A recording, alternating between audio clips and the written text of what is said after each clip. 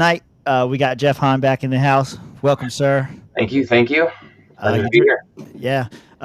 Jeff was telling me before the show the only time he drinks is when he's on our show. This So is true. we feed into his alcoholism. What are you drinking tonight? Captain and Diet Coke.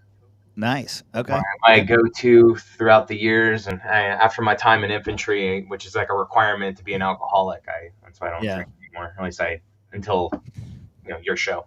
Yeah. There you go. What do you got, Josh? I'm finishing off the Jeffersons, which I poured I pretty thought you were heavy done with because that. Yeah. no, I had one more. I had like 1.5 drinks in here, so I'm Yeah. doing 1.5 drinks, and then I got some Dragoon Amber in the fridge. I'm gonna pop into, but I do have a new bottle for the next show I'm on, so we're ready to go. All right. There you go. Pull the mic a little bit closer. It's doing that thing where it's kind of quiet again. There you go. Say something. My What's up? bad. Yeah, that's good. That's good. My bad. I'm drinking swamp juice tonight, the Bacardi and the sour apple and the Mountain Dew. Drinking up the swamp juice. I got a lump in my throat. I think it's gonna help out. I think it's gonna soothe my pain a little bit. But yeah, man.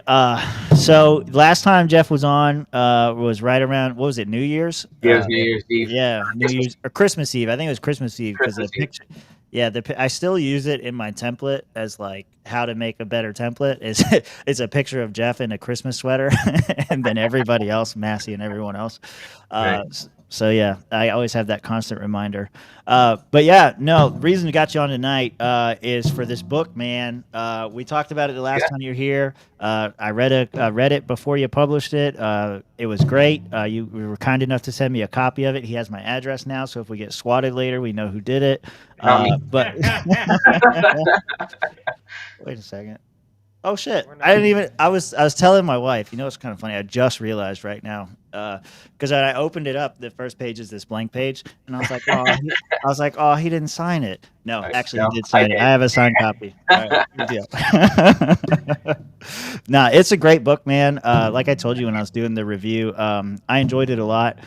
There were definitely some parts that I feel like a libertarian audience probably already knows. There's an entire chapter dedicated to taxation is theft. I feel like I've heard this argument a million times. You do not have to convince me. No, yeah, it's not to convince. It's more trying to convince everyone Yeah. else. I mean, it's funny because in that I show an example of one of the first questions you get when you say taxation is theft is what about the roads? And I always like to think of fuck them hoe ass roads. However, it is definitely a true thing that you get those questions because my dad's reading this book right now and he started talking to me about it and he talks about taxation and he's like, you say, what about the roads? And then he's like, but what about the roads? And I'm like, Yeah. yeah. Yeah, here we go. Okay. Here we go, Sure. That's important. I mean, you got to have answers to those questions, though, because people are going to ask that question. And then The problem is that the whole point of the book is to show the root cause of our issues and that there's a fallacious belief that we need government yeah, and that we can't do anything else without it. So, but the problem is that if you're trying to solution things, you need to know what the root cause, you do a root cause analysis. And that's basically what this book is. And it shows that this is the problem. Now, once we have identified what the problem is, now we can come up with real solutions. But right. it's really hard to try to come up with real solutions with people when they don't even think that your ideas would even work because they still have this fallacious belief in government. And so it makes it really challenging to come up with real world solutions. But those things do exist. Privatized roads and stuff like that. And I always like to talk, the road situation. Government doesn't even create them. They don't maintain them. They steal money to pay some private corporation to maintain roads, and they don't upkeep them. And then it gets swept into general funds, and who knows where else the money goes. So yeah, it's always an interesting government argument. doesn't do it now. yeah, exactly. Like it's always an interesting argument. Who would do the roads? The same people that do them now, just for less money.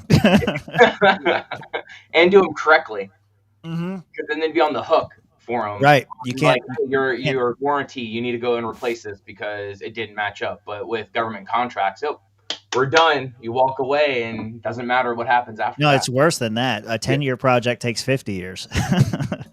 And it shouldn't even take 10 to begin with. And they just keep asking for extensions and more money, and Yeah, I know Josh has probably experienced with that and fucking living down near Miami the whole time. Oh my God! I have lived my whole life, literally from the time I was born in 1990 until about 4 months ago, where wherever I lived, there was ongoing construction on I-95 that was 5+ years in. Whether Yeah. it was the fucking interchange by Fort Lauderdale Airport, whether it was the fucking Cottman Avenue exit in Philadelphia, whether it was all the Right. fucking construction they did on the Jersey Turnpike, whether it was fucking New York. Fuck, I'm just so angry every time I think of I-95. It's just always under fucking construction. And it doesn't matter where And you go; it's all the same. I mean, like I grew up in Orlando. At least I moved there when about '89, and then left when I went out to LA for a few months before the military.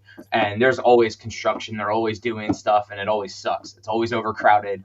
Yeah. And like they budget. They're like, hey, we think there's going to be this many people on the road, so in 20 years, so we need to do this. But really, that's like a 5-year plan, and it's just Yeah. like when you're talking about like plumbing with pressure. If you have the roads there, the people are going to use it, and it's going to get filled up and backed up. And so it's never the solution. It just kicks the can down the road for Yeah. generations to deal with problems. And just to kind of touch on how bad it is in Florida, on the way out, me and my wife were kind of paying attention to like the new totals of cars on the road. Because that was something we were talking about moving to Tucson, was how much less traffic there was. And I think in December, every single day in Florida, in the state, there was 6,000 new vehicles registered on the road in Florida. That is and when I say that each day, I mean that that's a net addition compared Yeah. to what they had the day before. So you're talking on average 6,000 cars a day being added to the road. That means there's easy out on those 6,000 cars, at least 8 to 10,000 people additional for each of the Man. account for those cars. Like, it's crazy anymore what you're dealing with in certain places. You know, Yeah. smart move is move away from the cities. Well, it's a good thing that our overlords want population control. They can really cut down on that traffic. No, that's true, and they'll just force everyone in those 15-minute cities. So 15 Yeah. minutes. I was about to say the 15-minute cities is the end goal, man. That's exactly what they want. yep. Kill off the weak and everybody else, get in the pod, eat the bugs, and you're going to be happy that you got a pod and the bug. Yeah, I definitely want to dive into that a little bit, kind of like as we get deeper into the book. But before we do that, Rob, what's up? Hey, what's up? Robbie. Can you guys hear me okay? Yep. Yeah, you sound like you're at work. It sounds like your laptop microphone. Yep. I have a webcam, so It's good. I've It's fine. that, but Yeah, you it's look sexy. it's not working right now, so need to download a driver. But we're not doing that right now. I'm drinking coffee. Coffee. All right. Okay. Boo. Yeah. Irish it up a little at least. Yeah, go get some Kahlua or something. Yeah, I know. Oh, I'm very definitely gonna get one of those globe bars for my office at some Every like movie and TV show that I see, a lawyer has a bottle of bourbon under his desk. What are you doing with your life? Mhm. Yeah, it's You gone. know Maybe what I'm my, getting robbed for Christmas this year. That's all I can say. There you go. maybe my boss has one stashed away in his office, but we're really close to downtown, so we can just like walk to the favorite bar. So Just get us whatever your thickest legal book is, and we'll cut it out so that you can have a bottle in there. That's how we'll do it. nice. Yeah, we'll have to get a big book. Big book. A flask will fit anywhere. Yeah, true. Okay, yeah. So get into the book a little bit. The last time you were on the show, we talked about kind of like the overshot of the book. So I don't want to spend like too much time on that. I think like there's a lot of stuff that we covered before, but I did want to kind of jump into like the basic building blocks that you kind of lay out at the beginning of the book, because it permeates throughout the book. When I read it, I was like, why are we spending so much time on the trivium and critical thinking and all this kind of stuff? But it was important because throughout the book, you kind of refer back to it. So why is this like a foundational thing? Just like a quick refresher on the basics. So the trivium method of critical thinking is an actual process for thinking critically as like a skill set. So it goes through grammar, logic, and rhetoric, and there's specific steps and what you do in each each pillar of this process. And every time you get new information, you have to start over. And in the grammar phrase, it's all about root definitions and modern definitions, themes, context. Like, what does a word really mean? Because most people use words incorrectly, or they have some type of spin to it, and no one's on the same page. And semantics is very important with communication. Yeah. So it's all about building this robust, subject matter of data, raw form, your semi-structured, structured data, objective truths, subjective truths, things like that. And that's your foundation of everything. And then the actual logic phase is dealing with like logical fallacies, inherent contradictions, biases in yourself, because you really have to look at yourself. And most people don't want to look at themselves. Everyone has fallacies that they have, just a lot of times it's, biases help us speed up thinking and allow us to, process information quickly, but it's also can be very wrong. So you have to be mindful of that. And again, with how everyone else, and most politicians just live in the realm of rhetoric where they speak one thing, but their actions do something else. But most people, because they don't have the proper grammar or logic, they listen to that rhetoric and blindly believe whatever's being told to them without question. And so and that's why it's so important that you have to have the metacognition, the thinking about thinking. You have to be aware of the actual process of how you're thinking, and that's how you grow your skill set. And that's the key aspect of it. So that's why all of my work, I always talk about the trivium and try to get people more involved with working through this as an actual skill set versus just having some minor innate ability to think critically. And so then we go into every chapter, I do definitions of what we're talking about. I go through, case loads, the logic aspect of it, and then just provide additional, evidence, anecdotal and subjective, objective evidence to push whatever the chapter is about. Yeah, definitely. There was like a good example of that one I thought was the protect and serve. Cops always like to talk about protect and serve, but that you go through the case law to where it's been established, like they actually have no duty to protect or serve you. Yeah, so their actual only duty is to protect and serve basically the status quo and society as a whole, not the individual. And the only time government really does have a duty to protect and serve an individual are actual criminals that they have physically restrained in like jails, prisons. Those are the only times they have an actual duty to protect and serve. Everyone else, they can sit there and watch you burn to death, die, get mugged. They don't have to lift a finger. They don't have to provide you services. They don't have to do any of that except maintain the status quo, which is government. Yeah. Yeah, definitely want to get more into that too. I think there's like when we talk about it, we talked about it a little bit, just like the trivium generally. Mario's in here saying, I have the trivium at work. I haven't read past the 10th page yet. Need to do better. Yeah, you got to get a little bit better, bud. But why the trivium? Like you explained a little bit about what it is, but what distinguishes it from the current way people are taught critical thinking? Because I think everybody would, like if you just said generally, everybody agrees critical thinking is important. You have to be able to think for yourself. What is the difference in the trivium versus other ways of critical thinking? Yeah. Well, I mean, most people don't know how to critically think. They have a subjective idea that I can think critically. Well, you can analyze things, but that's not actually thinking critically, because you're running into fallacies and you're not addressing those. And that's the problem, is that you have to be aware of a process to really think critically correctly.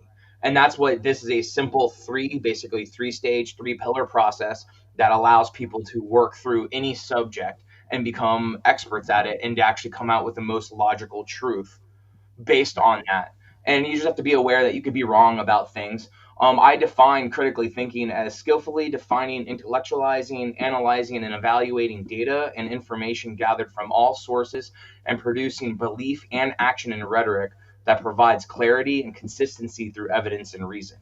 Most people don't do that. If that's the definition of critical thinking, and the process is like the trivium is going through these stages, most people don't have that. Yeah, you can tell he's a writer because his definition was it was the first chapter. Yeah. Page 4. Yeah, man. No, it's good. I just wanted to get like the basic building blocks out of the way and like the basic understanding of where you're coming from, because I was going through it again, and like I think now we got a basic foundation. I want to build out a little bit more. The book is titled "The Fallacious Belief in Government." The basic premise, as I understand it, is essentially an argument for anarchism. At the end of the day, like just simply put, um, uh, ours is mainly a libertarian audience. You know, we got a couple of MAGA supporters in here and whatever, and we love you, Ronan. Make that $5 to make it an Irish coffee, Rob. See that down there? Yeah, I can't. Oh, you can't see it. Okay, well, that's what he No, said. I can. No, I can see it. I just can't make it an Irish coffee. Oh, right okay, now. I got you. Have the Yeah. So, like I said, basic premise is an argument for anarchism. Basically, our audience mainly libertarian. So I don't think you're going to get a lot of people in here that are going to argue for more government necessarily. But undoubtedly, there's going to be people even within libertarian circles that regard government as a necessary evil. And that's, Some, and that's the point of the yeah. book, that it's an actual fallacious belief. And I go through all the reasons why and explaining why that, government in just by pure definition is a tool or action of control. And if you're an innocent person and you're being controlled, then you're not free. So, and the idea of anarchism, well, libertarianism or principled libertarianism or principled libertarians are anarchists. And that's where a lot of people, like, it's either statism or which is basically slavery, or freedom, which is anarchism. You have one or the other. You can't have either one, because government is actually has a life cycle. It's not static. A lot of people talk about constitutional republic however they want. Right. It actually goes through stages and it evolves over time, and then eventually it leads to tyranny. Plato explained this. This has happened for thousands of years. It doesn't change. It has a life cycle. So understanding that, and it always ends in tyranny, then it's basically insanity to keep believing that government will eventually do something other than become tyrannical. Right. And we're seeing it right now. It's becoming tyrannical. I mean, Trump and Musk are currently implementing the Great Reset and Agenda 2030, and everyone's cheering it on. Well, at least a lot of people are. And a lot of people who just spent the last few years claiming that they're standing against those things, but then that just shows that they either didn't really know about those things, about really what those things are supposed to be doing. Because the Great Reset is all about changing government into a more corporate run fashion. And so it's the transforming government, and that's what we're seeing right now. And then Agenda 2030 is all about AI control and things like that, and we're seeing that happen as well on the back end. And most people don't realize that, or they are ignoring it because they have a fallacious belief in government, and they think that they can change it around this time. Yeah.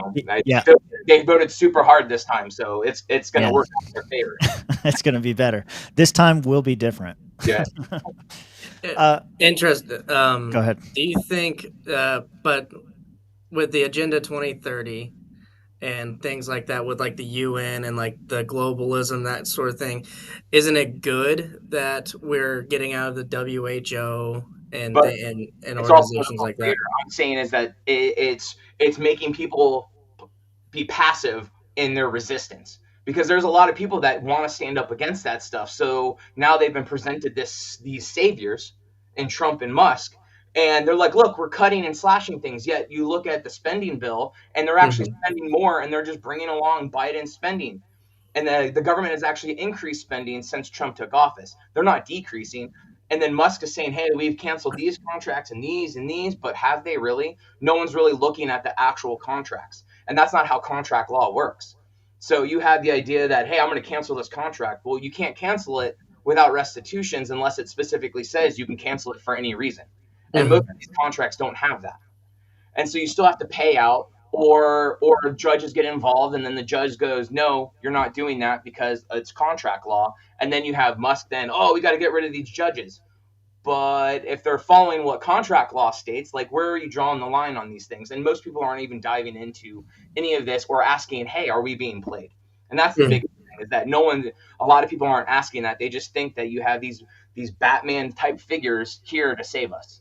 Yeah.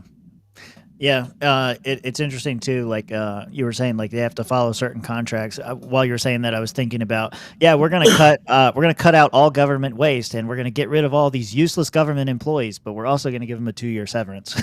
We're not actually cutting. They're like, we're not gonna spend the money for that one thing. Well, where's the money going? Yeah. And so now, but it's all going to implementing AI on the back end. You have the whole Stargate nonprofit business that Trump stood up to implement AI on the back end, but no one wants to question that. Yeah. And so it's really that public versus private viewpoints that even Clinton has openly stated that, hey, all politicians have it. I have a public, rhetoric, and I have a private rhetoric. Well, the public rhetoric for Musk and Trump are, we're saving you, we're cutting government, we're making it more efficient. But you don't want government more efficient. You want it to end. You want it gone.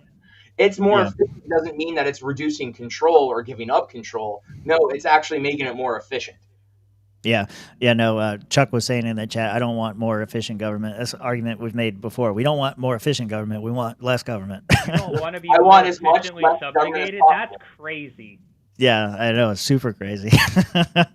Like, they're giving you the cotton gin for your slavery. Yeah, thanks. Your life is going to be forever made easier, Tim. Actually, it's funny you make that argument because I am going to build on that in a little bit. Here, Yeah, I was thinking the same thing. Like, I know you got something ready to go. Sure. You got the cycle of government. Oh, well, here, yeah, this was is the life cycle that you referenced earlier. The Plato's five regimes. Uh-oh. I know it's the best one out of all of these, honestly, if you read it. But no, like I wanted to present this because this was it's not like, okay, most people in our chat probably know all of these things. And they're like, yeah, I know what oligarchy is, democracy, aristocracy. I know all these things. I know what the definitions of them are. I've never seen them laid out this way because I don't read Plato because he can't speak English, and that's bad. But I haven't read that, so I never saw this. But I do think that this is an interesting progression that's laid out. Most people have heard, history doesn't rhyme, but it repeats itself. Most people have heard the more popularized cyclical history. Hard times create strong men create good times create weak men, and weak men create hard times, and then the cycle starts over. People have heard that before, but I've not seen this explained like this a whole lot. So your book kind of, just pointing out, you can think you know everything about, your ideology, and there's always new stuff. Yeah. I mean, Plato was able to come up with this, and that's after he was able to establish a pattern of cyclical patterns, and however many hundreds or thousands of years he was able to look back, because I don't know his whole scope of information or data. He was able to identify this pattern. But nothing's changed. After tyranny comes revolution, and the powers that be know this, but we're now entering this new age of tyranny because it's on a global scale. It's not just the U.S. government, it's worldwide. And it's all of the governments going towards this whole tyrannical phase. And who knows how long it'll be. And eventually it'll build up to revolution. However, it'll be the televised ones will not be real. Yeah. Government's like, oh, this is a revolution, but it's not really going to be. I mean, they already tried to, push some things at, like, the January 6th, the insurrection. And I'm like, it wasn't even remotely close to an insurrection. Yeah. It's just sophists yelling out words to make things feel bad. Yeah, go ahead. I was going to say, you mean it wasn't an insurrection and I've been lied to for the last, 4 or 5 years? What? Jeff, come on, man. That was the biggest threat to our democracy. livelihood and democracy. And after that comes tyranny. Yep. Yeah. And we went through the phases. I mean, the U.S., they say constitutional republic. It really pulled from all the different types of phases that Plato, identified, and it's taken a while to really get to this point.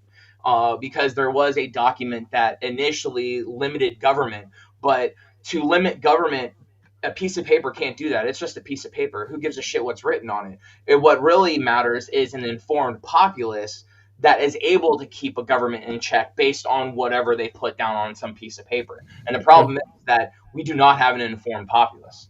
They're informed by 5-minute segments of mainstream media, and it says which way that they need to blow. Yeah. Well, it's funny because everything you're saying are everybody is so good at predicting what Tim is going to ask, and then they just go right into it. Because I was going to ask you, I think I asked you before what phase you thought we were in, but Democrats will say oh, this is an oligarchy now of the billionaires, but we also need to defend our democracy, but it's also we have to fight fascism, which is tyranny. I wanted to ask you, one, what stage do you think that we're in right now? And two, well, yeah, we'll start with that. What Well, stage do you think we're in right now? I think we're in the beginning stages of tyranny, and it's not like a on this day it happens. It's a Sure, phase, sure, yeah, so it bleeds in as it moves forward. But even my first book on COVID back in 2013 or 2023, COVID-19 short path till you'll own nothing and you'll be happy. Welcome to the new age of tyranny. So even with that book, 2 years ago, I called that we have entered this new phase of tyranny. But like I said, it's on a global scale. It's all governments worldwide that we're now moving into it. And over the next 15 years or so, it's just going to get progressively worse. yeah. Okay, so like we're kind of on that threshold between democracy and tyranny, you think, as far as we go. So a lot of Republicans, especially, will say, "Well, it's not a democracy; it's a republic." Okay, and if we just go back to being a republic, things will be so much better and everything will be good. Where would you put? I can pull the scale back up, but I'm sure you know it by heart. Where would you put the constitutional republic on that scale? It actually pulls from all of them a little Pulls bit. from all of them. Yeah. But the problem is that life cycle of government, any type of life cycle, it doesn't just revert back. You have to move through the process and then it starts over. And during a revolution, you burn down the current system and you replace it with something new. And Yeah, that's how that process works. Like slaves cannot vote their way to freedom. yeah, I think that was an important point you just made that I didn't make earlier. Is like this is a cycle because it just looks like it just goes from one to the other and then it just ends. But the cycle is once you get the tyranny, you have a revolution, and then that goes into any of the others. Correct. And Yeah, it yeah. starts over to some earlier form of statism, but then statism leads back to tyranny because it is tyrannical in nature due So to even the very definition that it is just a tool or action of control, which violates all of our natural rights. So, like, if you're saying that the constitutional republic that we ultimately ended up with after the revolution, it pulls from all of these, a lot of the Spooner folks will come in and say, well, the Constitution sucks because it put that seed of statism in there, and so we should have just went with the Articles of Confederation. Would that have been outside of this cycle, or do you think it No, fits it into would have been these? the same. It's still government, Okay. and it still would have ended. It just might have taken longer. Who knows what they could have done? I think ODA is a better document or that idea was a little bit better than a constitution. And I mean, any community, or a free and organized community or society should still have rules. There should be something listed that protects natural rights.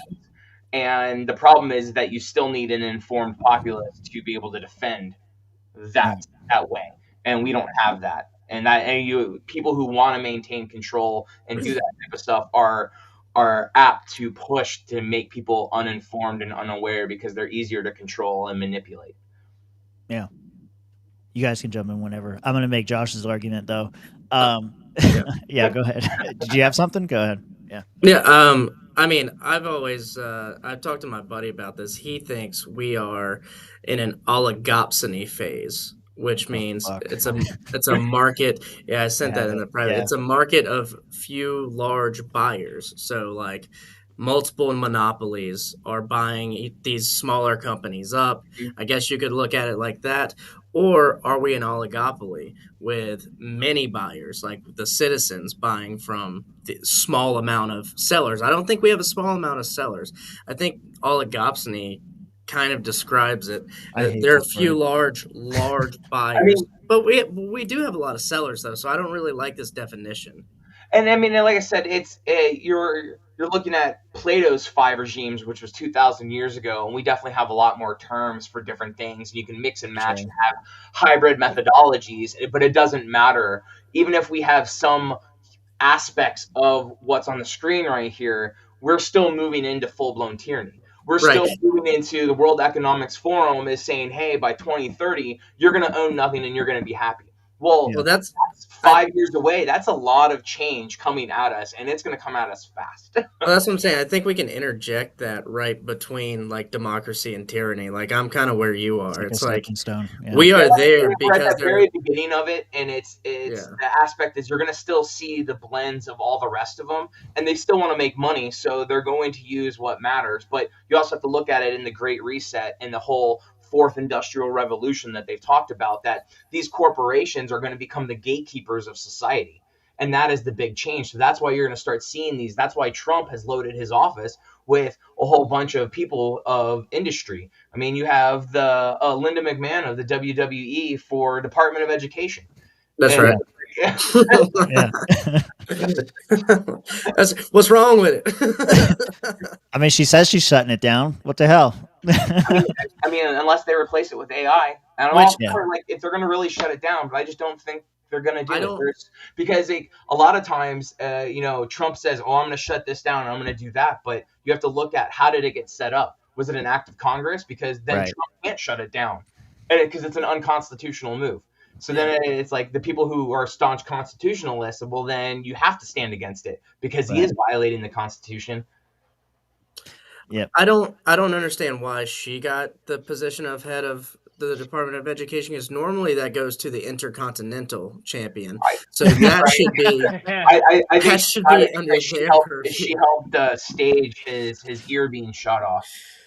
I mean, can that be the new form of government? Like the tag team champions of the world get like the Department of Agriculture or something? That would be a better system. Honestly, if they instituted like celebrity death match, I'd be entertained.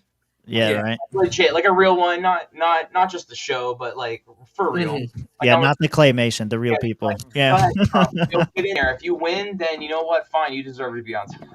Yeah, right. I like that too. No, I don't know if this was the argument that Josh was going to make or not, but I feel like, okay, yes, any introduction of statism, right, is going to lead to something terrible. And if you just go back, before we had the American Revolution, we were all this colony or whatever, and we had our revolution, and yes, we implemented a form of statism, but that form of statism was a little bit better than what we had before. So what's to say that we don't go through this next revolution, things get ugly, people die, it's a big fucking mess, but even if we implement another form of statism right after, the cycle is progressively better. Yeah, and so I mean, eventually it leads to tyranny, and the thinkers, the great thinkers, have always said, like Aristotle, Plato, they've described that the greater the freedom you have, the greater the tyranny that follows. And that's why a lot of times they said democracy was the best one because it allowed the greatest freedom, but then that followed that you had the greatest tyranny follow suit. And it's that balance. So next time, if there's a revolution and we don't evolve past the need of statism, past the need of government into something new, then we're just going to start it over. And yeah, maybe it is better, but then the tyranny that follows will be worse than what we're about to witness. And I do think that we're about to witness something unprecedented in the history of man or humanity. So as above, so below. But then that goes, is it always getting bigger? Is like, if the revolution is bigger than the last revolution, is the freedom after the revolution bigger than the freedom before that revolution? It's such a catch-22. I don't know. No, it would have to be. Catch-22. It would have to be by definition. Depends. I mean, it could be a small revolution that causes a massive change. And so I think, I don't know if that correlates. I was just talking about the correlation between the greater the liberty, the greater the tyranny that follows. Yeah. And I'm talking about very big liberty, very big freedom. It's going to be massive. You're going to have some very big tyranny in your ass later, is what Jeff is saying. Yeah. If you got a whole lot of freedom to start, you're going to end up with a whole lot of tyranny. I think it speaks to the pendulum swing that we see. And, I don't actually disagree with Jeff. I've been saying this for years, that this is bad. And when Trump got elected, my first response was like, everyone's like, oh, the vibes. I'm like, first off, the vibes are some gay Gen Z shit, so shut the fuck up. Second of all, like, shit feels like it's gonna get real spooky real quick eventually here. Like, maybe if you live in, pasty white like Maine or New Hampshire, like, oh man, this is all great. We have Canada to the north. They're gonna become the 51st state. Like, I'm like, yeah, Mexican cartel insurgency in my backyard is not what I would want. Well, I mean, and what's funny is that's a whole globalist, pulling in Mexico, pulling in Greenland, pulling in Canada. That's all a globalist idea of a one world government. And all of these people who are like, no, we need to limit government. And they're like, yeah, let's do this. Jeff, Yeah. are you really trying to sell me that the great and glorious Donald J. Here we Trump is go. trying to recreate the '90s NAFTA agreement on his own?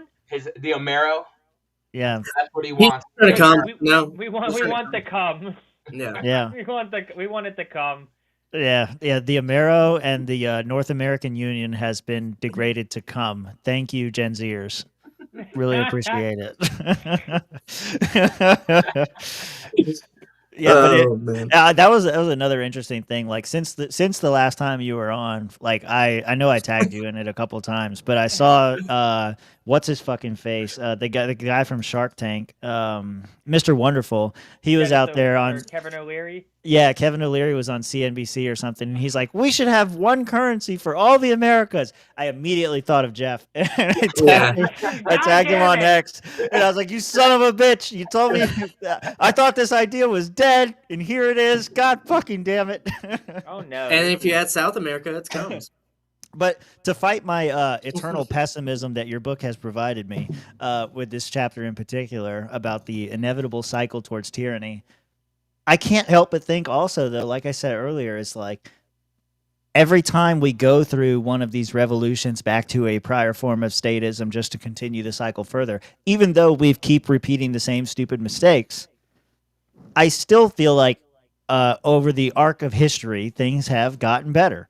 And I guess what I worry about now, and I think this may be what y'all are alluding to, is like we are kind of getting close to a point of no return where it's perpetual tyranny. It may feel like freedom, but it's perpetual. And especially with technology, like you guys were talking earlier about like living in the pods and eating the bugs and all that kind of shit.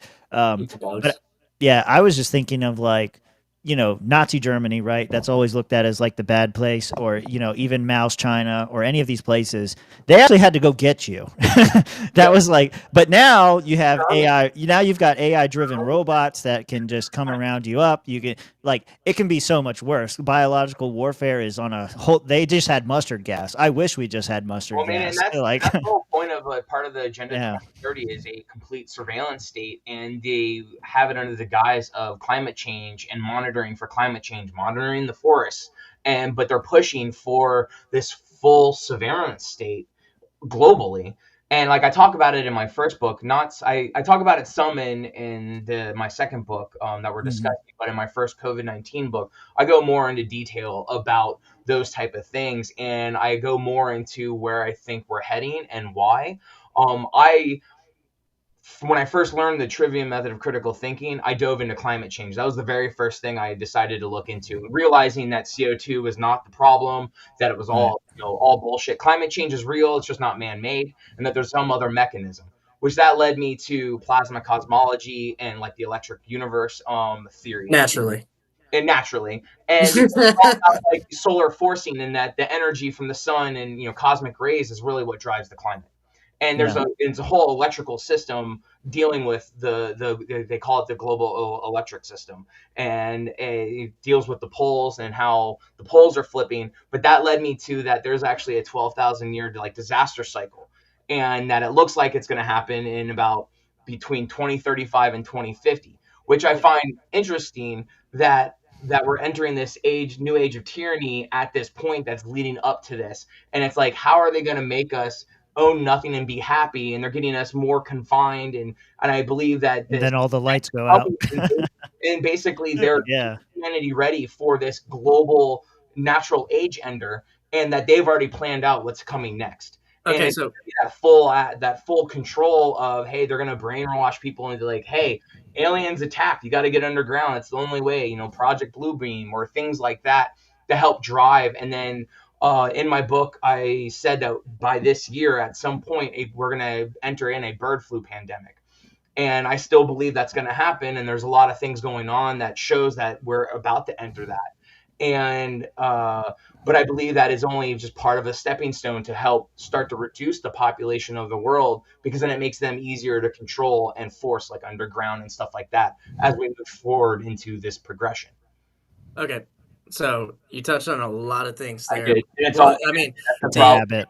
the convergence, I agree. The convergence of that timeline, like if you listen to Graham Hancock, Randall Carlson, those kind of guys, they believed in that like 12,000 year like kind of cycle where there's a flood or the poles reset or some asteroid Yeah, strikes. yeah. So that converging with like the tyranny and shit is pretty wild. Like how you're putting it. Imagine that. But you mentioned something before with the pole shifting and the electricity. Did you get into free energy from there? Zero Well, point it was gravitation. Is that well. something? I mean, if I haven't seen free energy come in, because I mean nothing's free. You still got to build it. You still got to do things. But there is energy out there, and there's an Well, electrical. I mean like harnessing the Oh, electricity from the 0 point poles. energy yeah. field. Yeah. Yeah. I mean, I believe that we can do it. Some people might have discovered it and figured out the technology. I don't know how to do that, They're but I all do know dead. that the higher you go up and that you come down, that there's an electrical potential that you can tap into the higher up you go through the layers of Hmm. atmosphere. So, and that's why some people think like the pyramids were actually like giant batteries, Right. thousands of years ago, and Yeah. those type of things. But it's there, and then Tesla even described it that you could actually do it. You just have to build it, and it's all about the electrical potential on the higher Right. you go and pulling the energy through all the different layers down to where you are. Which is also another reason why the theory of relativity is wrong, because when they tested it using like an atomic clock, they had one on the ground and then one in a plane, and they go, look, when these atoms had their half-life, they're at different times. Well, the reason they're at different times is because they're at different electrical potentials. One's in the sky at a different electrical potential versus you being on the ground, which is the fatal flaw in that test, which is why the theory of relativity is actually incorrect. And a lot of Einstein's theories actually set science back 100 years. And then government has just been pushing that to keep people controlled, because then they don't realize the actual truth that Tesla was way more correct than people even think. And that No. it actually plays into how our entire reality functions, not off of gravity, but of electromagnetism.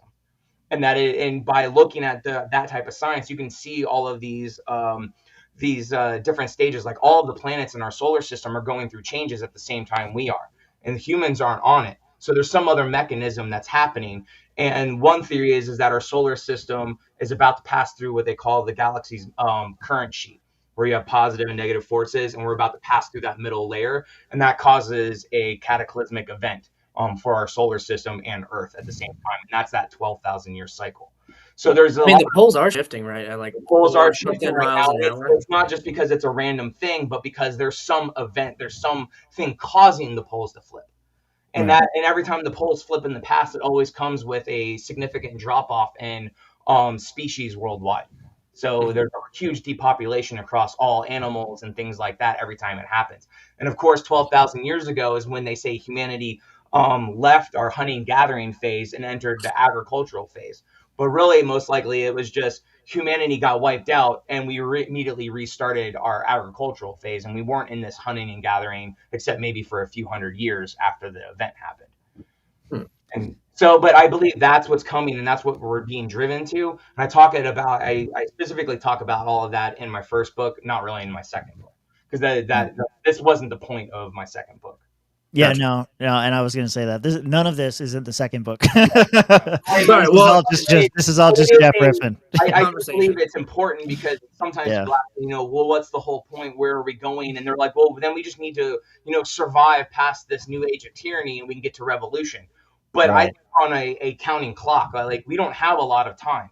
And the time that we're going to enter that, there's going to be a lot more. And they throw bird flu at us, if they throw a bird flu pandemic at us, and if that really does kick off, I mean, COVID-19 was what, 0.02% mortality rate when you look at everyone.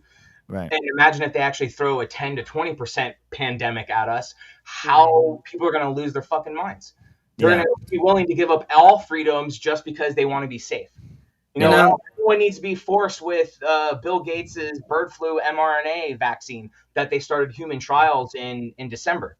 And now all of a sudden, after the 6 days after that happened, the first severe case of bird flu in a human, Mm. and then that person later died. mm, And in my first book, I talk about how the COVID-19 mRNA vaccine human trials were actually driving all the mutations that they were tracking globally. And so if that's true, then logic dictates then the bird flu mRNA one will shed and cause a bird flu pandemic, forcing people to then want the mRNA vaccine. You heard it here first. You heard it here first. You know, this probably gets down just like that one. Yeah. Just like the first time we had Jeff on. Right? You know, the bird flu, they fucking do that, dude. I don't know what's a big deal about it. What do you mean, the bird flu?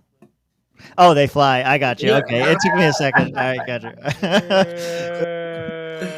Yeah, there you go. Blur out. My camera even stopped listening after that. Camera's like, shut this motherfucker off. I saw that meme on Twitter the other day, and I was like, "That's funny." So I don't know. I thought it was good. funny. It took me a second. You're not funny. No, it is interesting though. Like, okay, if we're gonna believe that there's this like grander conspiracy, right, and all these big, do believe there's some grander conspiracy. No. Hear me out, okay? I lay it all out. I have a whole chapter on conspiracy theories. I lay it all out. It's a great chapter. Those are some of my favorite chapters, by the way. I think I told you this before, but yeah, psychological operations, conspiracy theories, engineered consent. Yeah, those are all really good. I need the underground Walmart tunnels. I need That's my first book. That's my first free energy stuff. Okay, I'm gonna have to buy both. Yeah, get both. All his links are in the description, by the way, if you guys want to go check that out. A good time to plug that. Thank you. But if we are to take everything what you're saying at value, right? Because we were just talking about all kinds of like shifts that are out of anyone's control. Oh, like fuck these government conspiracy people. Like maybe they're trying to take advantage of it.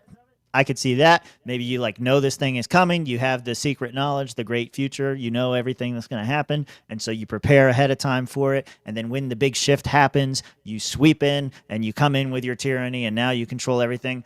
I see all that. Okay.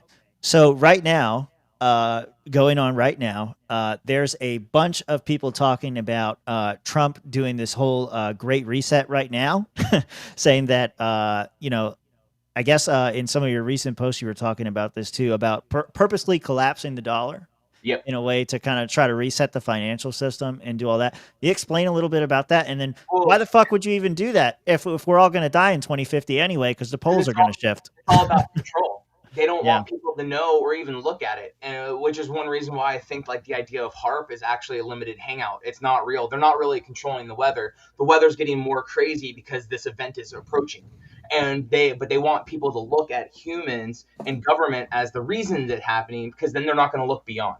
They're not going to look for this natural process. Right. And there is a declassified document from this Dr. Chan Thomas, and it was from the 70s. They classified most of his material and he released it, and all the classified stuff actually got declassified, I want to say like 5-6 years ago, something like that. And he explains how there is a disaster cycle that happens, and he called it the Adam and Eve story. Yeah. And so government knows about it. Government has been building these underground cities and highway systems. There you go, Rob. The 50s and 60s. These things have been built. And it's one reason why I think the Pentagon was attacked, because initially when they said that they couldn't account for $2.4 trillion on national TV the day before 9/11, the very next day, all the auditors got hit at the Pentagon. So all of that information went away. But at that stage, $2.4 trillion, if that had been taken out of the U.S. economy, that would have collapsed the U.S. economy. That was just way too much, because we only had like $7 trillion in debt, I think, at the time. And so they couldn't account for that. Well, I think a lot of that money actually went towards building these underground cities and highway systems. And, they built it under the guise of, we're going to fight, the Cold War, nuclear war, things like that. But that's not true, because if it was for nuclear war, you would know where your local underground shelter was. Right. You would know how to get there. Yeah, it would be accessible. Right. Yeah, you're like, hey. Yeah. The enemy would find out. On the incoming, you have minutes to get to your underground station, or you could die. No one knows that. And so therefore, there's another purpose for all of this stuff. And I think it is to save humanity to this next stage, because that is the only way you survive. It's either going up high into the mountains, getting up way high, or going underground. That is how humanity survived the past ones. That's how you survive these type of natural disasters. And then it's a crapshoot beyond that. Yeah. And Yeah. so yeah, there you go. Chan Thomas. So there's a why is it selling for $968 on eBay? Secret knowledge costs money, sir. You got to pay to win. Yeah, Yeah. it's so You secret. ever been to the dark web, Rob? They don't give fucking information away for free, pussy. Nope. Yeah. No, so that just shows that the idea that this pattern is there, and that the powers that be, some people know about it in the government, and they're planning for it. And so I just kind of look at this on, that's why I think the Pentagon being attacked, one, drum up support, but it was really to hide the financial records of that. And then after that, no one cared. I mean, they failed 7 audits now. And then so people are still talking, let's audit this agency, let's audit the Fed, let's audit. I'm like, who gives a shit about an audit? No one cares. They'll fail it. Then what? Nothing. Yeah. And so, but going back to your whole point about Trump collapsing the dollar, he's here to make that exchange to whatever's coming next, whatever they call it, some digital currency that is maintained by these groups, or maybe it's a handful of ones. I don't know. A really Bitcoin well. reserve, perhaps. Huh? A Bitcoin reserve, perhaps. Something like that, Yeah. I mean, but the idea is that we're now at almost $37 trillion in debt. They're not reducing spending. They're increasing their spending. It's only going to get worse. And then at that point, so then what happens with the dollar? Well, it collapses, and then you provide something new. Yeah. And so and I really think that they're going to collapse even Bitcoin, that they're going to get the masses really involved with it, and then they're going to collapse it, because then everyone's going to want, new regulations around it, and to be provided something that would save them. And the people that know that it's coming can then prepare for it and don't get screwed over. But all the Bitcoin maximalists tell me it can't be collapsed because it's decentralized. Except that for everyone who follow the billions of dollars that people have at their beck and call, and they pull all of that out, what happens to it? It collapses. Yeah. And so they just move it into something else, and everyone's sitting there holding the bag while it collapses under them. So you just have to be prepared that is a very likely possibility that it's coming. And then they can then present some type of, utopian idea of, hey, this currency it can replace it all, and it's backed by whatever we say. So what you're saying is I'm just speaking in hypotheticals. Okay, right now, Kathy Newman, what do you got? let me just speak this real quick here. Hypothetically, if the U.S. federal government was to create a Bitcoin reserve using, let's just hypothetically say they had a stash of Bitcoin that they confiscated over years, maybe even decades of Department of Justice seizures, and all of a sudden they just decide, hey, we're going to create this reserve. It's going to have like 200, 300,000, whatever, X amount of Bitcoin. We know that Bitcoin has a set finite amount where it's going to cap out at. And, you just you have a lot of power to sit on that. And so what you're really saying is, Jeff, is that, and correct me if I'm wrong here, but what you're saying is that the federal government would actually sell off in rapid, like almost instantaneous fashion, all of those Bitcoins, purposely collapsing that asset to bankrupt. You don't have to sell it off. They can just have it in there. And if you bankrupt the U.S. government, then you have a crisis that needs to be managed by some form of tyranny, or however they want to present the solution for it. And it's a broken window fallacy. You caused the issue, the economic crisis, and they don't care about it. It's all digital currency. Bitcoin, crypto, all of that stuff is a very subjective value. It is purely hypothetical on what we decide, what we're willing to trade for it. There's no intrinsic value to it.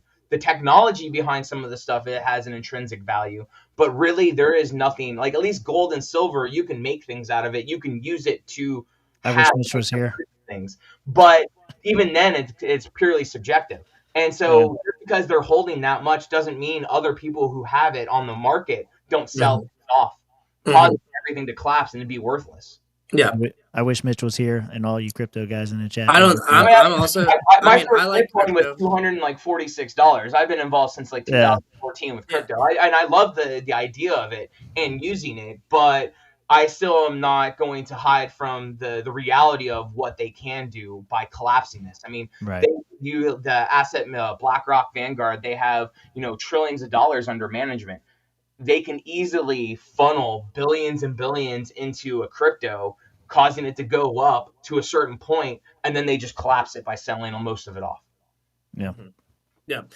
I don't think Mitch would disagree with anything I don't that care. Jeff said. I just like to look at him and laugh and say, "Ha ha." Yeah. Well, if it collapses, it collapses, and everything's Yeah. fucked. But Yeah. at the same time, it's like the tech, like you mentioned, the technological The value to it. blockchain. Yeah. That is why people are into the Yep. blockchain, the And I talk instantaneous about sending of in my money. book, my very last chapter is on anarchism and facilitating systems. We Right. need facilitating systems. You can't just have pure anarchy. So anarchy in general, it's a system of practice of no rulers, no government, and it's the definition of government, how I explain it, a tool or action of control in my book. And so it's the absence of that, but you still have voluntary exchanges, you still have rules and principles, you still need to be able to communicate and function and work together. So you need facilitating systems that handle those type of things. Because like property management, I want to make sure that my property is safe and secure, that someone can't just come in, kill me, and claim to be me and own my property. I mean, government can do that, and so it can Yeah. happen. But we should still have a system in place that helps protect those type of things, like identity fraud and property management. So I would still, if I own property, I'd want it registered to me that, hey, no, this is my property. No one can just be like, hey, no, this is mine now. Yeah. And so you still need these facilitating systems to help. How is that facilitating system not a government? Because it can't be forced. It shouldn't be forced. That's the idea, that forced and coerciveness. If I don't want to register my property, then that's fine. And then it comes down to so you're forfeiting the protection. Right, your due diligence on that aspect. And that's the same with even industry standards of like safety and things like that. You don't have to follow these industry standards, but if something happens, you might be criminally liable and we might come after you. Criminally liable by who? By the community. By the community, which is basically the government. But they're not forcing that. And no, again, I'm playing devil's advocate. Because, no victim, no crime. But once there's a victim, how do you have restitutions? How do you handle the situation so it becomes back in balance? You don't just let people create victims and do whatever they want. So you still need to have some way to maintain that. And in my book, the only aspect of government that is actually legitimate is dealing with criminals, because you are physically controlling someone who is a criminal who created victims. And then it has to have, that is the only form of government that I can be like, that's really where it is, because it's over criminals, not innocent people. And that's the distinction between a tyranny that we see versus a facilitating system of making sure justice and restitutions is balanced within the society. Yeah. Mm-hmm.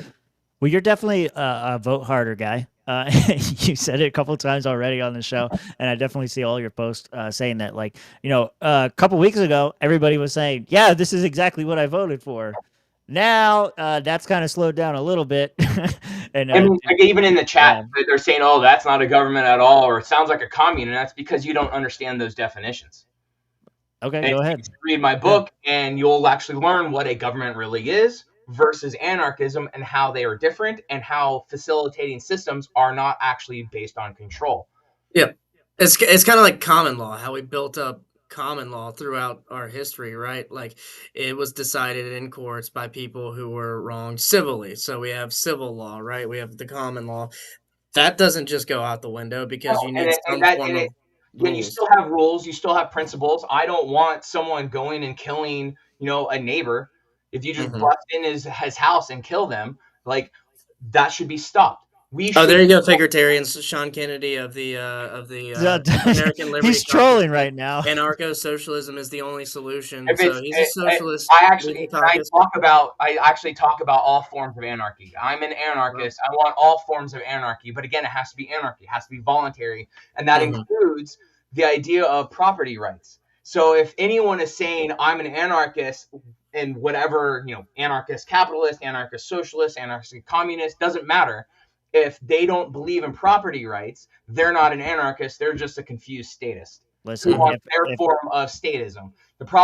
What you have to understand is that life, freedom, property, those are all inherent rights in all of us. So we have to address those, and you have to abide by those. If someone wants to take their property and give it up to a commune, I don't give a fuck. Yeah. Do it. That's fine. But you can't force it. You can't. And if they want to leave, they got to leave. You have to allow them I don't disagree with anything that you're saying there. I just want it here for posterity's sake because I feel like a lot of people in chat and on this panel definitely understand this already.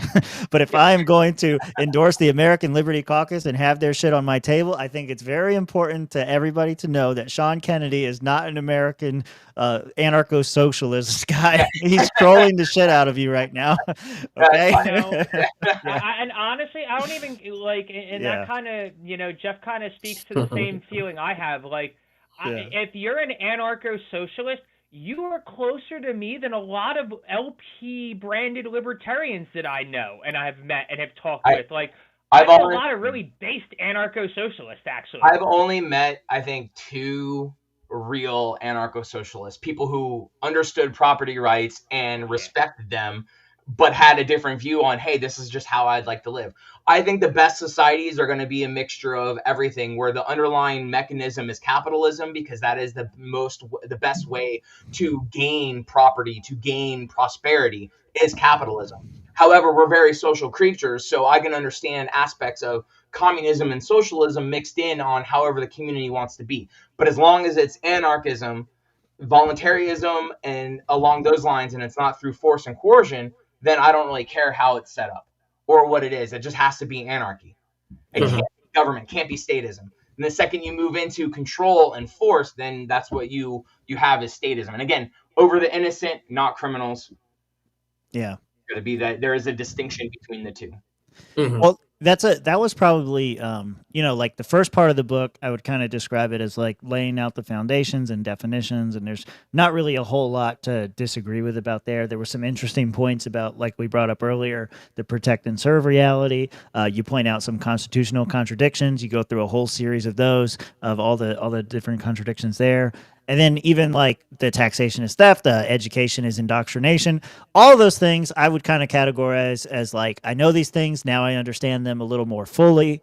And then you get into what I think are the fun stuff, the psychological operations, conspiracy theories, those kinds of things.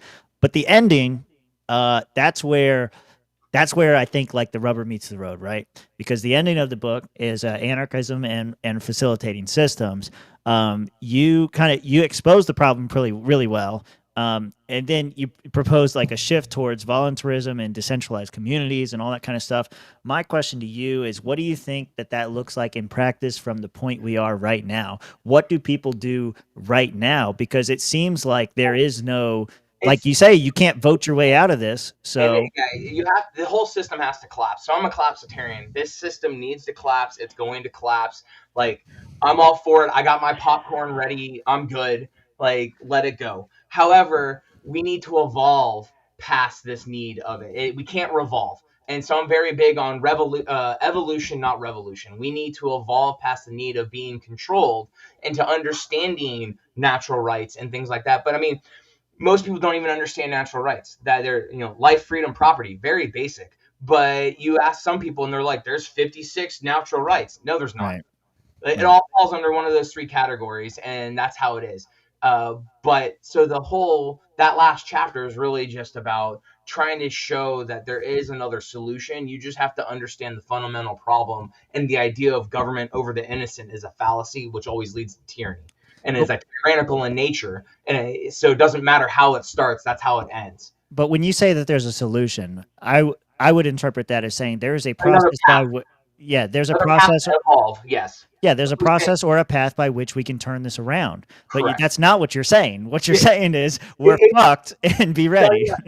Well, that's the thing, is that you have to get through the revolution, and that's going to be during revolution. A real revolution is where you're going to have strife and chaos and all of this stuff. But that's also where we have the chance to evolve. And so we can't vote our way. That's why I say we have to evolve, and that's usually through strife and a full-blown collapse, a real collapse and a real revolution, where you're talking real war on our streets. Like, and that's coming, and people don't realize that. Like, they have no concept of what war really is, or have no training behind it, or have no idea that it could even happen on our streets the next day. But it happens all over the world. We just happen to be on the winning side of the tyranny, which, I mean, kudos to us. We're privileged that way. Awesome. And I'd rather be here than being in Gaza being bombed, Israel. However, it doesn't take away from the fact that people over there still have natural rights. They still Right. have the right to life, freedom, and property when they haven't committed a crime Yeah. or created a victim, which is what the real definition, no victim, no crime. So the whole last chapter is really just showing that there is another path and another solution beyond what government actually is, but it takes evolution to get to there. Real solutions, I mean, we're gonna find that creating like roads and stuff. You have what Domino's bought a machine to pave their own roads in some couple different towns, and then they spray paint their logo on the road as Yeah. they're repairing them and they're fixing them. There you go. Some corporation is doing it themselves. It's not government, moving forward. So like there are solutions to all of these problems.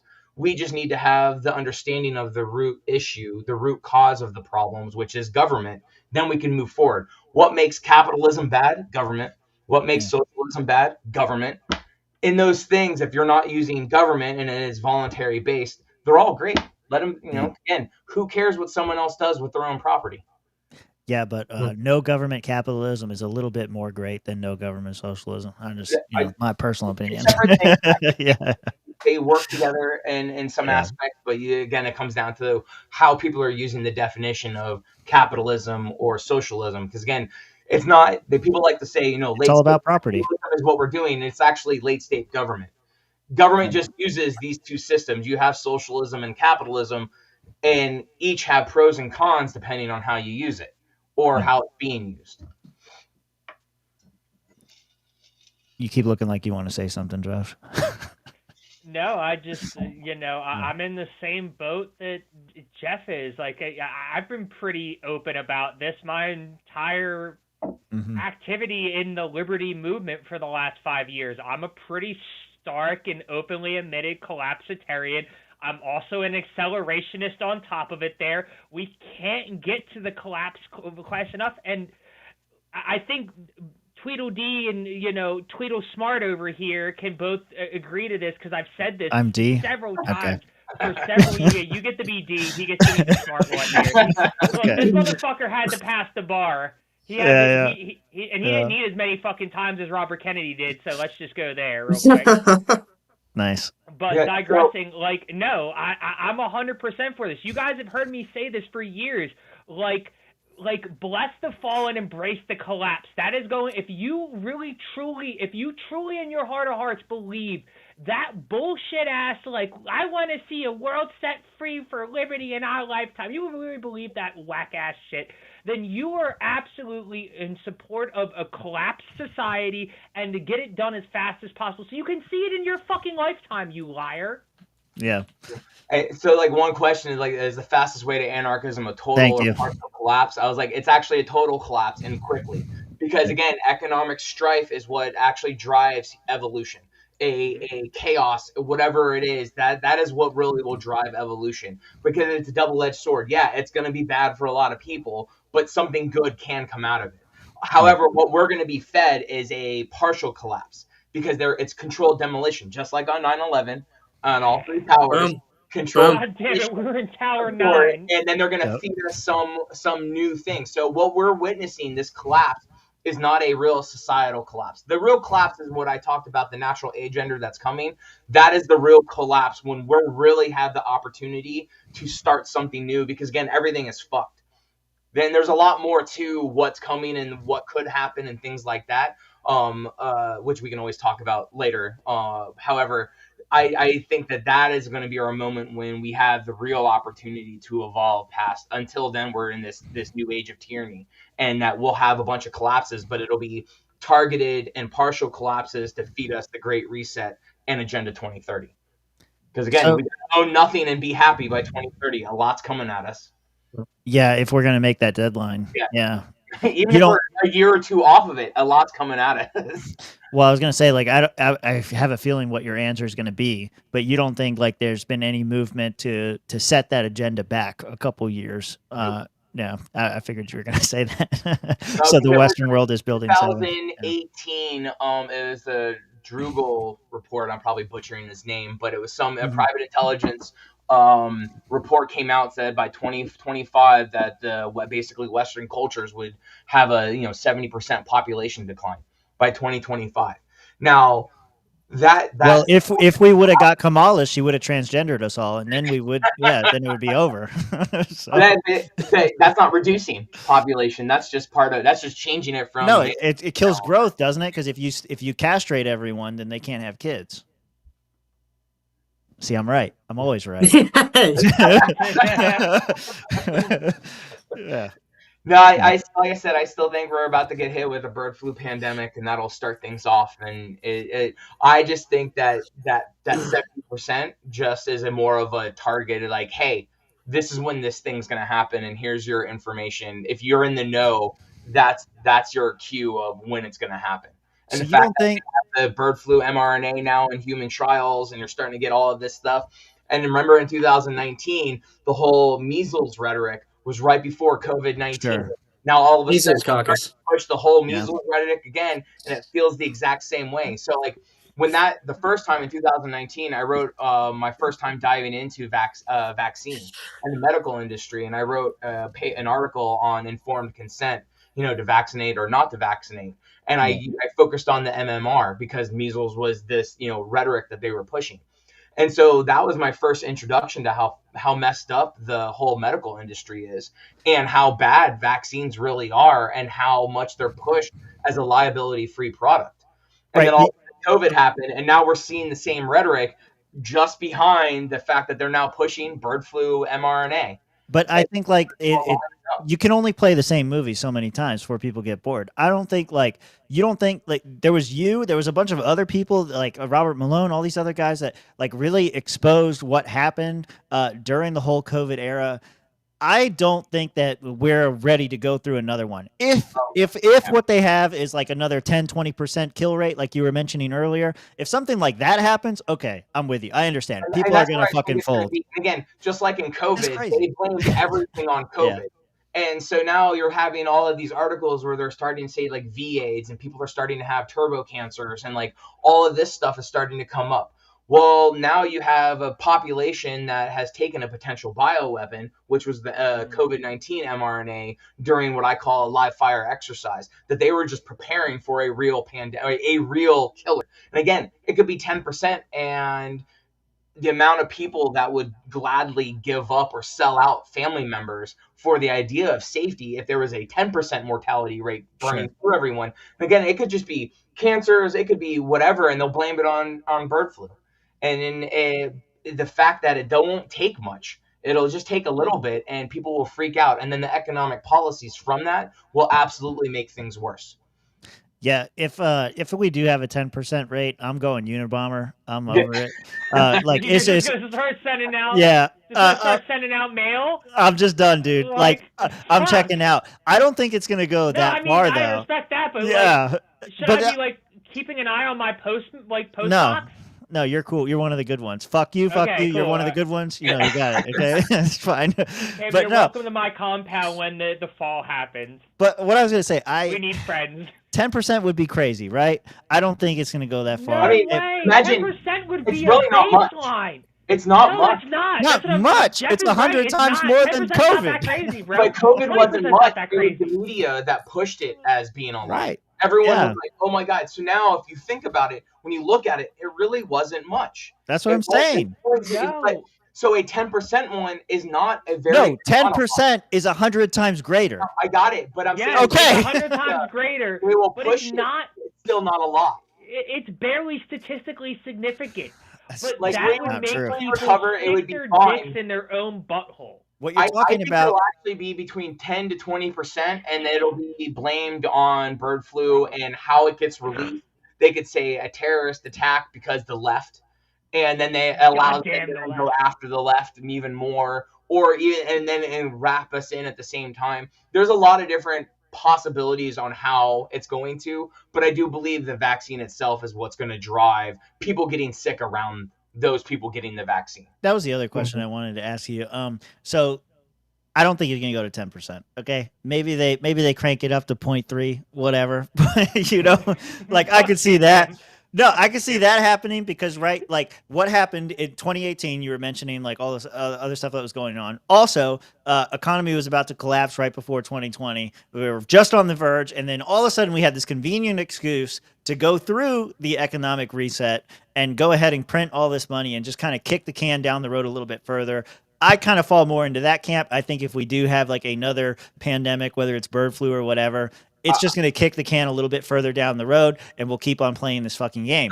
The reason why I think it's Yeah. not going to be that it's going to be more. Think of the idea of you have war and versus a live fire exercise. You have two Sure. different ones. COVID-19 was our live fire exercise. What's coming is war. So it is going to be significantly more than what was before, and it'll allow them to instill all of this tyranny, and people will gladly accept it. They will start being. You can force people to move into 15-minute cities. They accepted a lot of tyranny There's before. bread lines going out the door. Hey, there's no food because supply chains completely dropped. I mean, you have, what was it? BlackRock just bought both sides of the Panama Canal, Yeah. like the ports and stuff. So you have all of the supply chain that can be easily disrupted, and now you have no food, no water. Your local grocery store has nothing. Where are you going to go? 15-minute city, because Right, they right. have the food. They have the Soylent Green. Well, if you got bird flu, you killed all my chickens. So fuck, I'm screwed. Right? Like, yeah. Yeah. No, okay. I want to set that aside. There was another question I wanted to ask you. I think this would be interesting. What? So the people that kind of fell for it, right? All the people that got the vaccines, all of the, let's say the far right or people, or the people that are further right, they're all saying that was a fucking sterilizing vaccine. That's like gonna kill you or Trump whatever. gave everyone, and everyone's like, no, it was Biden's. And I'm like, Right. Feeding it to them. Biden that shit. didn't actually do anything. He came in and said, I'm going to make it mandatory for people, but didn't enforce it. My question to you. Went through it. It was the states that enforced it because they threatened business license and stuff. At the federal level, they said, hey, we're going to make it mandatory, but they actually never made it mandatory. My question to you was going to be, if we have another pandemic, do you think that the COVID vaccine is going to act as a booster or an accelerant? Do you think it's going to hurt them or harm them? It already harmed, and so they're already in that stage where they're now a lot worse. Their immune system's getting worse and things like that. And the more they took, the more it is, which I find is funny because everyone cheered on RFK Jr. to be picked for his position because he was going to stop COVID-19 vaccine mandates. However, if you actually look at it, absolutely no K through 12 schools in the U.S. mandated COVID-19. No one has a COVID-19 vaccine mandate. The only ones that did was about 15 colleges, and at least half of them were private colleges. So a very, very small amount of people of colleges said, "Hey, you can't force this if you want federal funds." That can't be true. That no schools mandated COVID vaccine. No K-12 schools had a mandate for COVID-19 vaccine. And so it was all political theater on the aspect of, oh, this is why we have to get him in. RFK Jr. is pro-lockdowns. He was pro-lockdowns during COVID-19 because it helped combat climate change. I saw that, He's a gun grabber. He's all about mental health being an issue dealing with gun control. And so now you have this person who is a complete socialist. I mean, Trump's a socialist. No. He's a libertarian whether you like it or not. That's what I was told. He was the libertarian in the cabinet. In name only. Yeah. So it's that whole regard is that it's just a setup because now you have the person who brought us the COVID-19 mRNA vaccines at warp speed as president again. You have someone who supports it. He's actually now come out, even though he said a whole bunch that, the mRNA vaccine can cause autism and blah, blah, blah, blah, blah. And now he's like, no, I'm pro-vaccine. Yeah, you should get it. Look, the measles is going around. Everyone should get the mRNA vaccine. Yeah. So it just shows that it's all bullshit. You can't trust any of these people. There is no saviors. You have a ruling class of people who have spent decades preparing for this event that I say is coming. And this is all a setup because of it. I mean, Trump switched from Democrat to Republican in 2015, but everyone says he's absolutely a Republican. Oh, well, I mean, the excuse for that is that he had to play the game. Yeah.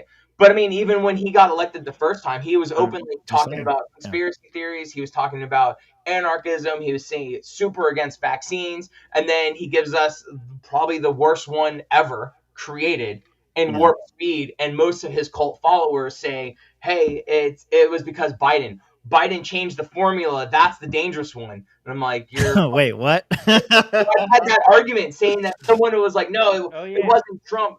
It was Biden's one, and he changed the formula, and that's the bad one. And I'm like, oh. I don't think love it better when they're like, it wasn't Trump's vaccine, it was Fauci's vaccine. Yeah, so why did Trump warp speed Fauci's vaccine if he was a piece of shit? That's my favorite one that hit like real hardcore Trumpers is like, you're really supporting if he warp speeded the vaccine that's fucking all y'all people up. Oh no, that was Fauci. Like, and Trump didn't fire him, and Fauci you're okay with another like. What is he gonna do? Rehire Fauci when he gets in office? Like, come on, man. Yeah, and dealing with like the vaccines and like the mandate, and the worst was the individual states, because the states tied vaccine mandates to business licenses. So then you had private businesses saying, "Hey, I have to be able to maintain my lifestyle, my work, my business. Everyone has to get vaccinated. Everyone has to wear a mask." So they threatened business licenses in that regard. And then they're like, oh, look, it was the businesses that did it. It wasn't us. And so that community aspect pushing all of the risk onto these private companies. And now there's a ton of lawsuits going through all different levels around all of it. Maybe that's what happened to Trump, because 2016 Trump during the campaign, that was some pretty cool shit he was saying. And then he took the vaccine and got castrated, and now now he is what he is today, and that's why we're here. His vaccine is what allowed his ear to heal so fast. Yeah. Oh, gave him those growth hormones. Right. Anything that you guys want to ask about this? We can dive deeper into the book. I know we've been going for a little bit here, but what are you guys? No, I actually have to get off very soon, so. Can we watch? onlyfans.com/realswampcast. Mm-hmm. I'm going to subscribe right now. Hold on. Yeah. I appreciate it. But, listen, I'm sorry. Listen, Ronan. If we get to 10%, we will be savage. It's all out war at that point. Sorry. Go ahead. Honestly, it's one of those things when shit really drops. Your local areas are not going to have government, and it's open war at that point. So it's really is, what are you willing to do to survive? Yeah. I just want to make something. Rob, Tim, we've worked together very closely for the last 4 or 5 years.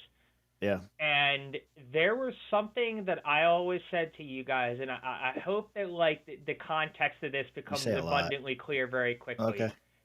Is that I always said that if the MC flopped and the LP didn't seem like it was going to work out, that my backup plan was always to fall back to somewhere rural where I could buy a bunch of land and kind of get as far the fuck away from society, because I realized that at that point we can't vote our way out anymore. We got to shoot our way out. Yeah.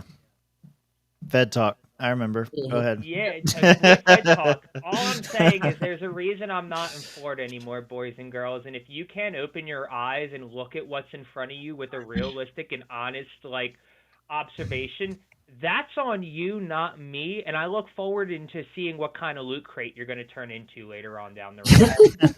Honestly, if I could, I would buy a bunch of land, 60 acres of land in the Cheyenne Mountains outside of Colorado Springs, 8,000-9,000 feet up. And there's a giant military bunker under Cheyenne Mountain. Why would you go there? That's because that's the safest way. If you're going to die first.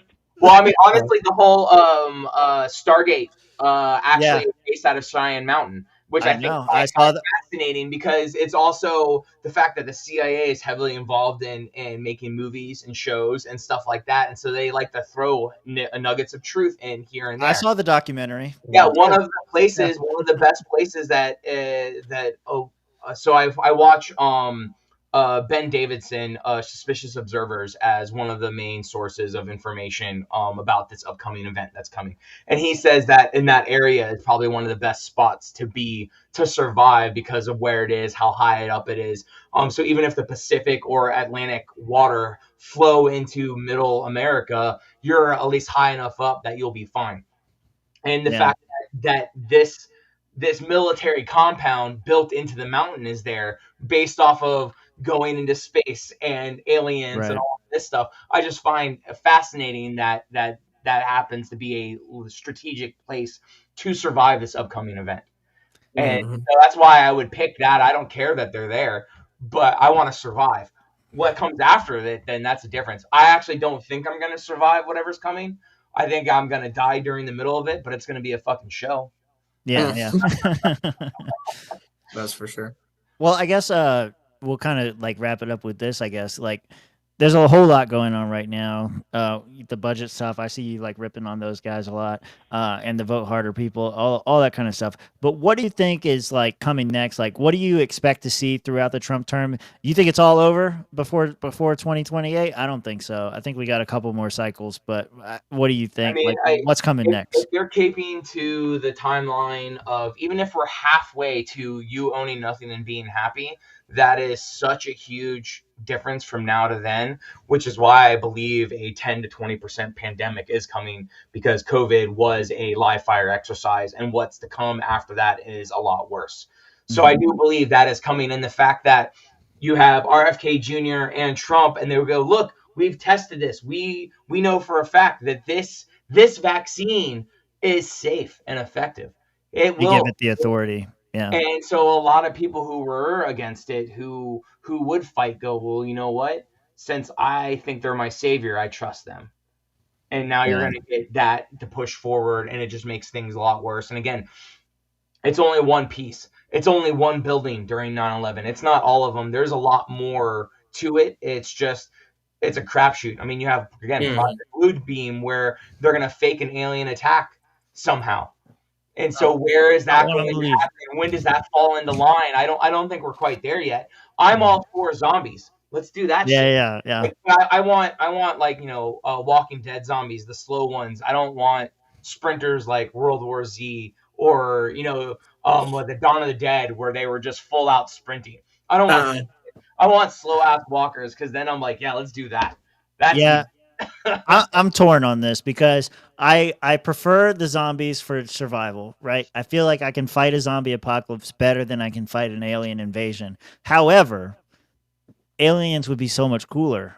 But I don't think it's going to be drones. No, I'm not saying fake. I'm saying real. I'm saying we have real zombies or real aliens. Which one do you want? I don't know. Like, all right, let's do this. I've always wanted, since Independence Day, I've always wanted the movie. I've always wanted to punch an alien and say, "Welcome to Earth." Oh, there you go. Like, I just want to do that. So show me an alien, just fucking deck them. I don't even care what they're saying. Just once and be like, "Welcome to Earth." See, I'm the complete opposite. I will violate their fucking non-aggression. Complete opposite. I want to play Call of Duty with some fucking 28 Days Later zombies. Like, come the fuck on, motherfuckers. Let's see how many of y'all I can mow down before I become one of y'all. Yeah, and that's a rage virus, that type of thing. That's probably likely to happen. Honestly, I thought that was what COVID-19 was at first. Like, I was like, yeah, it's going to turn into a fucking 28 Days Later rage virus. Like, coming out of it, seeing how many, like, working in customer service with the general population and being in a high traffic, like, customer environment where just you're dealing with people from all over the country. They're just angry. Like, I never saw people that angry coming out of the pandemic, like, about nothing. They were just fucking angry. They woke up gangbanging on bacon. Like, the fuck is wrong with y'all? Like, I'm not going to say anything about the fact that you lived in Broward County working at a hat shop. I'm not going to say anything. I'm not going to make any correlations. I had more handguns pulled on me in a 6-month period than I did in my entire 10-year career in the mall. I'm not making any connections. I'm just saying. I'm not making any connections. I'm just saying the rage virus is real. Yeah. And the bird flu might be a 10% thing, but I still think there's one more pandemic after, and that's the rage virus. It's very possible, and like I said, I'm very open to. I hope I'm wrong. I hope everything I've written about is absolutely fucking wrong. I really do, but it's not.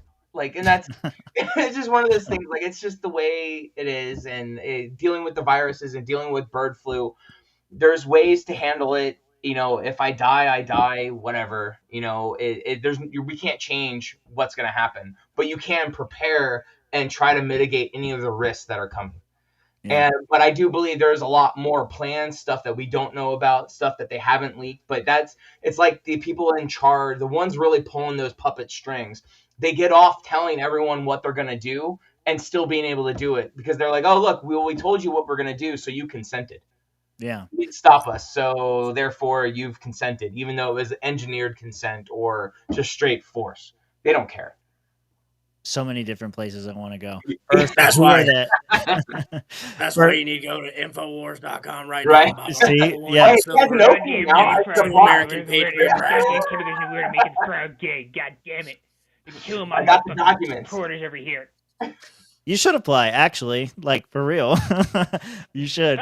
You were making a joke that there's openings now, but actually, an opening. yeah. The entire Swamp and Jeff are gonna apply to Infowars tonight. Oh, bro, I'll apply so fast. Well, I did apply years ago. I know you did, but I could not. But Jeff actually has credentials. He can do it. Yeah, Jeff is way more qualified than any of us fucking retards. That's what I'm saying. Yeah, so you should actually do it. Yeah. I just pitched the supplements. I just did. Look, so who are they? I don't need and a why blue are we gonna chew die? for how chubby I'm gonna be when the fucking collapse happens. That's all. No, you need colloidal Like, silver. I'm just saying, it's like I'm not opposed to eating someone to survive. I will do it. Eat your leftist. Yeah. Let me know how they taste. I'm curious. If Hey, I don't find out cannibals first. say it's the best tasting thing, right? Josh, booty tastes like booty, okay? No, booty tastes like a copper penny, and if you know, you know. God damn it. Look at Rob, just like, yep, he's right. Don't laugh. Yeah. Or a battery. Is Alex Jones a limited hangout? I wanted to ask you that. I think so. I mean, the fact that he, even from the beginning, what really like blew him up was that the fact that he was able to get close to the Bilderberg group, or the Bohemian Grove in one of their owl things and record it. Fuck you. No, they knew you were there. You recorded it. And the fact, I mean, it's the same as that Tucker Carlson. In my first book, I call him out, and it was when he was still with Fox before he left. And I called him out as being controlled opposition and that he was a CIA asset, or most likely a CIA asset. Well, he applied and got denied, allegedly. Denied, but and then he went into being a journalist. And I mean, the fact that they've owned journalists for how long? And the fact that if you look at who his dad was and what he was in charge of PBS and all of these other things, it just screams that he is controlled op. And then, of course, he then splits, hooks up with Musk, and is now this big thing. And I'm like, called it. Yeah. That they'll say all the right things, but they'll lead you down the wrong path. And that's the problem, is that they'll say everything to say, hey, you need to trust me, until the very end. Let me find a specific quote on controlled opposition. I got to get out of here, guys. See you, man. All right. Night, Rob. Thanks. Yeah, no, you go ahead and find that, but did you find it already? Was it this one? I have a lot of quotes in my book. Just a few. I think there's one at the beginning and end of every chapter. Yep. And then in psychological operations, I have a couple. So I think this one was it. It's about a limited hangout as spy jargon for a favorite and frequently used gimmick of clandestine professions. When their veil of secrecy is shredded and they can no longer rely on a phony cover story to misinform the public, they result to admitting, sometimes even volunteering, some of the truth while managing to withhold the key and damaging facts of the case. The public, however, is usually so intrigued by the new information and it never thinks to pursue the matter further. And this was from the CIA, the deputy director of CIA. And that's what you were talking about earlier, is like, if they give you HARP or they give you just like a little bit, you think like, oh, we found the answer and that's it. And then you just stop fighting from there. And Oh, and actually here at the very beginning of psychological operations, that's the quote I was thinking about. If you give a man the correct information for 7 years, he may believe the incorrect information on the first day of the 8th year when it is necessary from your point of view that he should do so. The first job is to build the credibility and the authenticity of your propaganda and persuade the enemy to trust you, although you are his enemy. And this is Psychological Warfare Casebook, Operations Research Office, Johns Hopkins University in 1958. So they have only perfected their psychological operations from that, and that's been the goal. So you're talking many decades that they have perfected this stuff. and it hasn't gotten, it's only gotten worse. They've only gotten better and more efficient at this stuff. And so the fact that people don't realize that this stuff is really happening, like, hey, this person controlled opposition, and they're like, oh, that's just conspiracy talk. Well, yeah, it is. Yeah. That's kind of the point. That's the point. Yeah. Yeah. No, I hope you're wrong. I know you said that you hope you were wrong too. But I do agree with you and Josh both that I don't think that there's any way to vote ourselves out of it. I think but at the same time, having said that, I don't think that we can save ourselves from this, but I do think it is important to do what Ron Paul talked about, and that's to find the remnant and to identify them, to rally up with them, to link up with them. And that's one. We talked about this. I think it was either the last time or the first time that you were on the show. But like that is a value of the Libertarian Party. Even if the Libertarian Party itself can't accomplish a goddamn thing to save its life, you can at least bring people to. You can at least bring people together. Well, I mean, so this second book, The Fallacious Belief in Government, Warp Speed Toward Tyranny, I wrote that based on my presentation at PorkFest last year. So I got invited out, and I gave 2 presentations. That link is in the description as well, by the way. And what I've learned is that even then, my takeaway, the people that are running it, they seemed great. Everyone seemed fantastic, but people aren't ready for this message. People aren't ready for the idea that, hey, this doesn't work. You need to find something else. We need to do something different because it's not going to change. And everyone still believes that they can, as long as they vote harder and they, grassroots well enough, that they can do it. Look at Ron Paul, 2012. In my, I think it was Conspiracy Theory chapter, I talk about voting fraud. And I talk about how in 2012, the RNC screwed over Ron Paul. That was our, I think, last chance of a true non-controlled opposition person potentially winning the nomination. And he absolutely would have dominated over Obama. Sure. But they changed everything on the floor in Tampa and screwed over all the delegates, removed delegates and everything just to hand over the nomination to Romney. So even if the national election was above board and there was no voting fraud going on at any point, you still had a false choice because someone was presented to you. It wasn't a grassroots movement. Same thing happened with the DNC, that regardless of what you think about Bernie Sanders, he really should have been the nominee. I think he had the grassroots movement and the movement behind the leftists. All the commies love him. Exactly. So he had that message, but what did they do? They handed everything over to Clinton. And then what did the media do when the DOD failed their 6th audit? They focused only on Trump and Clinton, and everyone forgot that there was trillions and trillions more, again, unaccounted for. And so it's just all political theater and all a setup to hand people a fake controlled, a controlled opposition, so that their vote doesn't matter. It doesn't matter how hard you voted. It didn't matter because you were force-fed only 2 possibilities. Yeah. Well, I mean, even then, and even in 2016, when the Libertarian Party, that was when I was like, all right, so yeah, it's all parties, because they went with names over principles when they voted for Johnson and Weld. Weld wasn't even remotely close to Libertarian. He was a fucking socialist. He's a Democrat. But he got the highest vote percentage ever. Yeah. Wasn't it great? Right. And so then you fast forward to now, and then you had the former LNC chair and a huge group pushing for Trump and RFK Jr., regardless of the fact that they are all Democrats and were for decades. And they all moved away from the nominee, which was Chase. Regardless of if you like Chase or not, he was the Libertarian nominee. So if you were a Libertarian and you were following your party line, that's really should have been. And he was, I don't like a lot of his stuff, and I don't think he's a principled libertarian, but I think he was more libertarian than Trump and RFK Jr.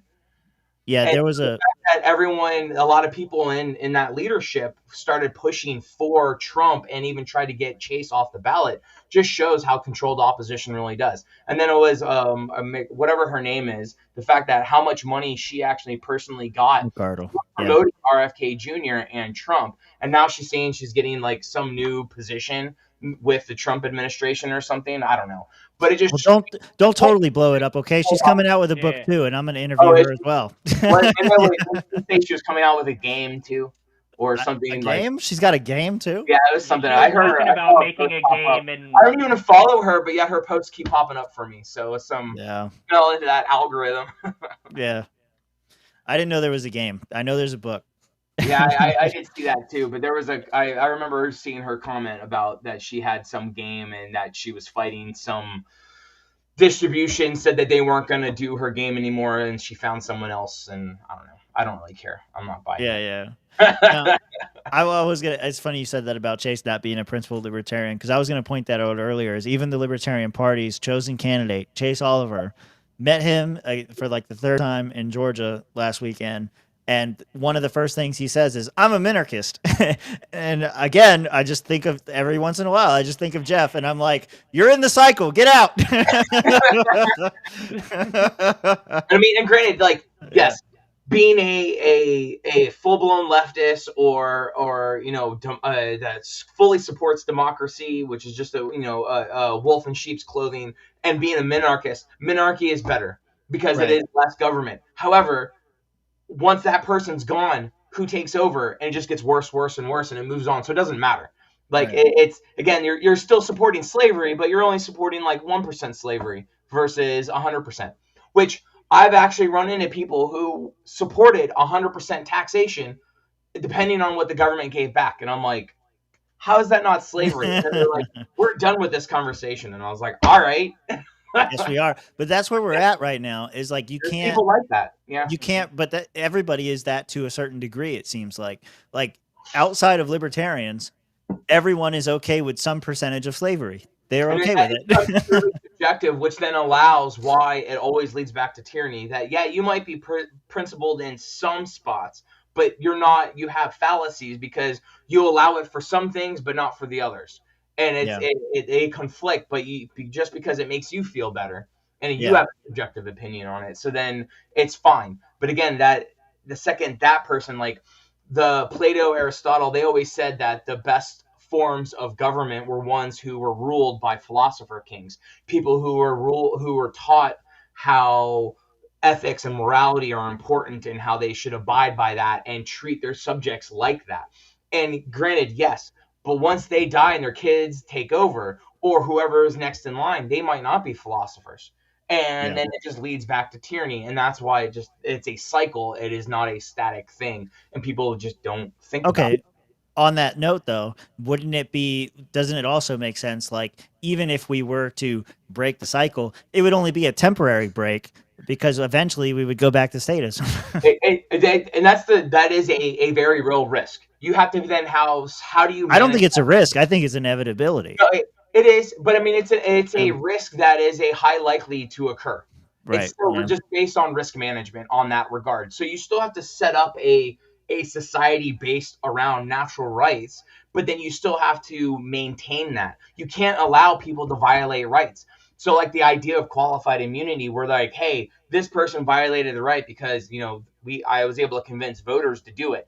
Well, no, that's not how it works. If you violated rights, fuck you, you're a criminal, and you Yeah. should be like it was God, I already forget. It starts with an S, but it was like some person, some judge was violating rights, and the ruler came down and basically skinned them alive because they were violating rights, made a chair out of them, and then made their son be the next judge that sat in the chair made out of their parents, Wow. their dad's Savage.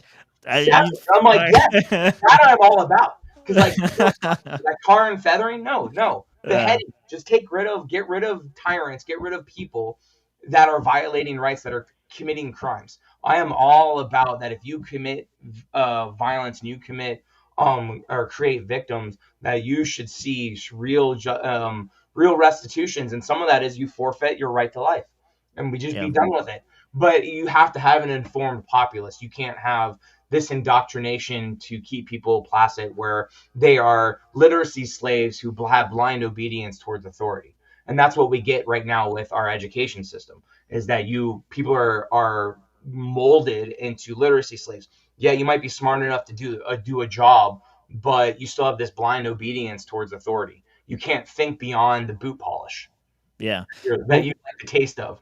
yeah, we were talking about before the show, Jeff and I were talking about some AI stuff. What scares me about like the literacy slave thing and only knowing just enough to do a job, pretty soon, like if we get this AI revolution that everybody's talking about, you don't even have to be smart enough to do the job. You just have No. to be smart enough to ask the What? question.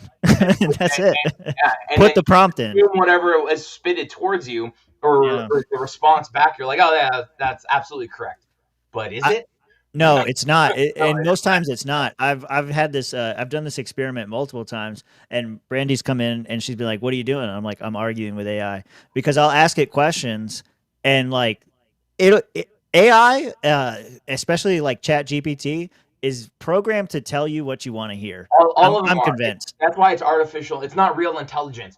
I Yeah, do think that they are working on real intelligence because they like to play God.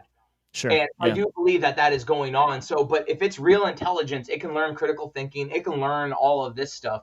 So I'm not super worried about real intelligence because I can, as long as a real intelligence and even a machine can learn that stuff, then I can talk with it.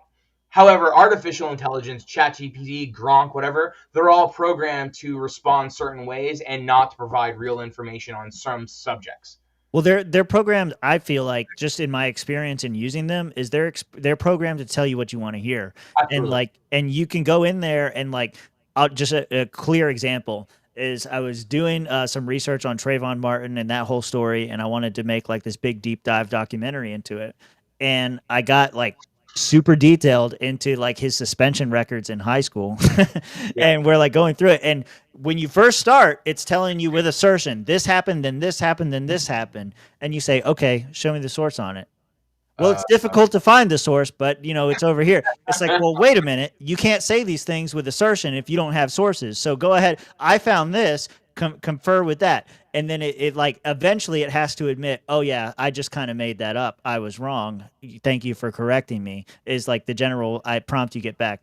But yeah, that shit happens all the time, and so it's worse. Like it's bad on all levels. it'll definitely be used to help reinforce the Yes. indoctrination that is Yes. going on. And that's why I think that if they really do shut down at the federal level, the Department of Education, they are going to be like, well, hey, states, if you still want your federal funding, we'll still give it to you, but you have to implement this. Yeah. And Musk here on a gold plated platter, and it's just a pile of shit.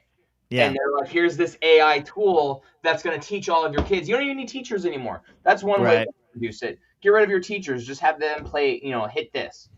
Yeah, it is a huge time saver, but it is also, like you said, it'll feed into the indoctrination, the Yeah, the I mean, acceptable again, propaganda. it's Yeah, all it's just technology, which is a double-edged sword. It can be used against you, but it can be a great tool. Like I love AI tech. It allows me to yeah, do a lot of stuff and do way more content or other things beyond what I could have done just purely by myself. absolutely. Yeah, And so it's a great way, but it's only a tool, but it's absolutely going to be used against us. And so it's yeah, just more around that regard, and you just have to be yeah, mindful of it. yeah. So, Be ready to fight it. Yeah, right? Yeah, our AI overlords, because that's part of it called that transhumanism yeah, approach and push is coming, and Musk is part of that. Is that in my first book I call Musk out. That he's controlled opposition, and and this was before he bought Twitter. And I said that he is pushing transhumanism. And again, you now see him coming in and trying to replace government with AI. yeah. Or that's what he's pushing for, and he's gonna do it. And so it's just one of those things that you just have to, yeah, if you Well, know what's coming and you can see it, you're better prepared and better able to manage any potential risks that are going to be thrown at you. You might not survive. You might not be able to do it, but at least you have a better fighting chance than the person who still absolutely believes government is coming here to save them. And they're everywhere. And again, yeah, in some of the chat, they're like, "Yeah, anarchism.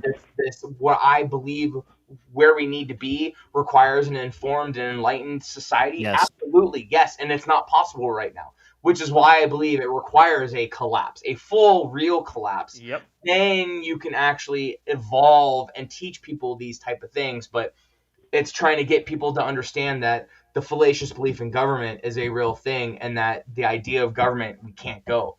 but if they're smart enough to plan pandemics and collapses of the economy, along with all of these impending events and all this kind of stuff, don't think that we're even saved by a collapse because there's too many goddamn retards. Yes. Like, No, and that's one of those things why I'm a collapsitarian, and I'm just like, well, that's what I'm saying is like things, and I'm gonna let it how it plays out, and I'm gonna try to teach as many people as possible the way forward, and hopefully that it sparks something. Wouldn't you be during this evolution? Because again, it doesn't have to be me, but maybe Sure. someone has my book and it's one of their great grandkids, 100, Right. 200 years into the future, and it sparks some type of evolutionary thing. I'm all for that. Like that's my only hope of where I have no idealization that anything I do is going to drastically change society while I'm alive. You can't have liberty in your lifetime. Or like my great grandchildren, possibly, absolutely, I could influence it, but before that, nothing. Yeah. Speaking of which, right? Hi. Yeah. Hi. Oh. Say hi. Are you gonna wave this time? Hi. I know you'd be shy. Yep, that's okay. Well, hey, man, we'll let you get back to your family. We got to do this again sometime. Absolutely. I love this stuff. Go check out his book, The Fallacious Belief in Government, recommended by Tim for sure. If you go to journalisticrevolution.com, I have 2 different pages dedicated to both of my books. If anyone writes articles or is thinking about publishing a book, reach out to me. I would love to publish more material and stuff. But journalisticrevolution.com, I have all the links. My newest book is available in audiobook as well. It's on the Kindle, Amazon, Barnes & Noble, all of that stuff. You can go to Spotify to listen to it in audiobook. Hopefully in the next 2 months, I'll have my first book in audiobook format. Other than that, all of the links there. You can print to ship links. You can get signed copies. All of that stuff is there. So man. All of my other articles that I've written over the past 10 years is all up there, and that's everything I've done has led into this second book. And you can tell it's him because that is chicken scratch like a motherfucker, dude. That's horrible, man, right? So you know it's legit. It is legit. It's not an auto signature. Yeah, man. I'm really glad you did the audio book too, because that's what I'm terrible. This is only like 200 pages. It's a pretty small book by libertarian comparison, but I still had to use like the voice or text to speech kind of thing because I just can't sit down and look at words. But now I went through and I got an audiobook. I've listened to it several times now, and how long is what's the runtime on it? Oh, that's nothing, dude. That's one day at work. It's not bad. Like it's pretty good. So there's a lot of good stuff in it, and like I said, it's a ton of information, but you just have to be more mindful on maybe you're wrong on how you view things and keep an open mind. And like I said, there is a better path forward. There is a way that humanity can evolve to a better way and out of this endless cycle of insanity that we are currently in, that we've been in for thousands and thousands of years. So I hope you're wrong, just so we have more time to convince people that there's a. I'll be like, I was wrong. Yeah, it's not gonna happen. All right, so if Jeff's right, in 10 years from now, we're all gonna die from a pandemic that kills 20% of people, and we will be targeted because we're assholes. Well, if it happens, like even if it doesn't happen by the end of this year or to start, I said 10 years. Yeah, I know, but I think I will be correct if it happens at all. In the next 5 years, if it happens, I'll be like, I was off by a little bit, but it still happened. Yeah, it's gonna happen. I mean, again, it's this broken window fallacy, and they've already started the human trials of the mRNA vaccine for the solution. So I'm sure there's a name for it, but it's like when doomsdayers or whatever, when they say like the end of the world is coming, they say that like they repaint the target around the arrow where it actually hit. Yeah. There you go. Yeah. So, that's Jeff. Fine. But again, they also love self-fulfilling prophecies, and again, the World Economic Forum called out, you'll own nothing and you'll be happy by 2030. So if it's a what if I'm not happy? then they'll kill you off. Then they're gonna murder you. Only approved rhetoric is that you're happy. That's the approved rhetoric. If you're not happy, they're gonna make you happy. And if they can't make you happy, you're not gonna exist anymore. Here, just take this shot. You'll be happy. There was a game that they made. Speaking of games, there was a game they made. I can't remember what it was called. We Happy Few. Yeah, We yeah, Happy Few. yeah. Exactly. That's what I was gonna say. If Yeah. you can either you're one of the We Happy Few or you're gonna be fucking neutralized. Like those are your choices. Like this is what the New World Order wants.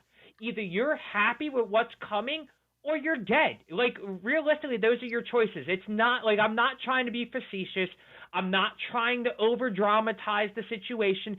This is the reality. Like, if you read Jeff's book, I'm sure it becomes a lot more apparent and obvious for you. But if anybody who has common sense has been paying attention can critically think past fucking potato for 5 fucking seconds, you know that your government hates you and wants you dead. And the quicker you're in a grave, the better off that they're going to be. Especially after AI comes through and they have stuff that they can replace your labor, because that's really, it's all about your labor, what they can take from you. And if they can replace your labor with a robot, they absolutely will do that, and then you really don't matter. And again, the Georgia Guidestones called for 500 million people in perpetual balance with nature worldwide. Right? So, and then again, with this big event coming, they don't have to kill billions of people down to 500. They only have to save. They died of natural causes. Again, but again, it's itself. Oh, God came down and smited the earth, and they can start a new religion, or the aliens did it, and that's why you gotta, believe government needs to do the X, Y, Z, and why you gotta huddle underground. Did anyone ever watch the movie Cube? The Cube? Yeah, so it's all about government creating some giant death trap cube, and it's a bunch of rooms that it moves constantly, and they kidnap a bunch of people and throw them in there just to monitor how they do it. It's a fantastic movie. There was like 3 of them. I only watched the first one, but like, I really believe those type of things happen. Like even with the idea of like Fallout, the game, or the show, how they're doing these experiments, and I believe that is also what's happening, that they are trying these different approaches just to see how it's all going to play out. Because again, they only have so much information, and they can go, hey, we think this is what's going to happen, but they're not sure. So they're going to try to make sure that they can survive past it by playing a bunch of different things. And if they can experiment on people and do a bunch of different stuff, why not? Yeah. I mean, if I had no morals or ethics, that's absolutely what I'd do. And if I had the ability to do it, like, I like to consider myself a high-functioning psychopath. I really don't have emotions. I really don't care. I care about natural rights just because it's the right thing to do. And being right is such a small piece compared to how everyone else is, which is why I like being correct. So it's very selfish in that regard. But I do care about natural rights because I have natural rights. So to not be not have a fallacy, I have to respect rights across the board. But if I didn't have those morals or ethics or that idea, I don't care about people. Like in general, that's why I'm a collapsitarian and let it all burn. Like people really need to learn how war is, because they vote for the government and they keep, bomb Gaza and all this stuff. Well, if you get bombed because someone is lying about you or along those lines, you're going to think differently. Yeah. And people really need to learn that, and they're going to learn the hard way. And that is coming, because again, I believe the UN will come in. I mean, the UN's already rolling around in some places. So it's not hard to see, as an economic collapse starts to happen, that places like China or Russia come in as a UN to help stabilize the region, because again, the Western culture dies off. Yeah. Well, definitely go check out Jeff's book, Fallacious Belief in Government. All the links are in the description down below. Yeah. and we reply to each other often on X, so make sure you follow us both there. Josh, do you have anything that you want to plug before we get out of here? No, it's always a pleasure having Jeff on.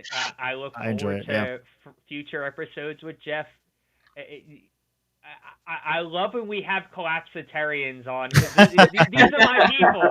Like I hate all these like Machiavellian minarchist fucking fuckboys. Like, we need to do this, and maybe if we influence this group of people, like, why can't we just let it all fucking just fall out and just start fresh? We can hit the reset button. Because we have to try. We can't just roll over and die. But I mean, in the military, they call it a strategic withdrawal. Sometimes you Yeah. have to just let it go. Sometimes And you you're like, gotta you know fall what? back to I'm gonna go ahead and advance. raise all of this because it's all Sometimes fucking you gotta screwed up. fall back And to now I've advance. saved the rest of it. Yes, And but if so, we strategically withdraw into our individualized foxholes, oh, we're all gonna die anyway. this Okay. is true. Yeah, And that's because even the Libertarian Party has been co-opted by a bunch of fucking statists who still think that, hey, we need government and still Yeah. believe in government. And that's the whole point of that we're running out of time. We actually don't have a lot of time. Listen, the purpose of the party is to run candidates. Don't you know? We have to win. Okay. We'll eventually get the 5% in the federal funding of tax money. Yeah. Even though taxation is theft, we're still trying to get that federal funding so we can really make a difference. Yeah. All right. We'll stop shitting on libertarians for a minute. I wanted to end with this. Right. I haven't seen this, so this will maybe get me in the mood or maybe not. I don't know.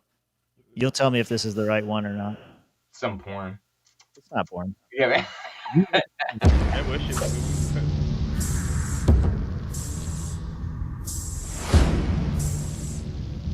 It's Jeff's recommendation, right? Yeah. Yeah. Cube. I've never seen 26 rooms this. high, 26 rooms across. 17,576 rooms.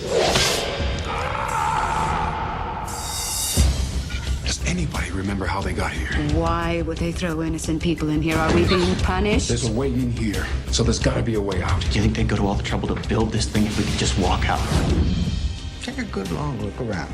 Because I got a feeling it's looking at us. We have about 3 days without food and water before we're too weak to move. I just want to wake up.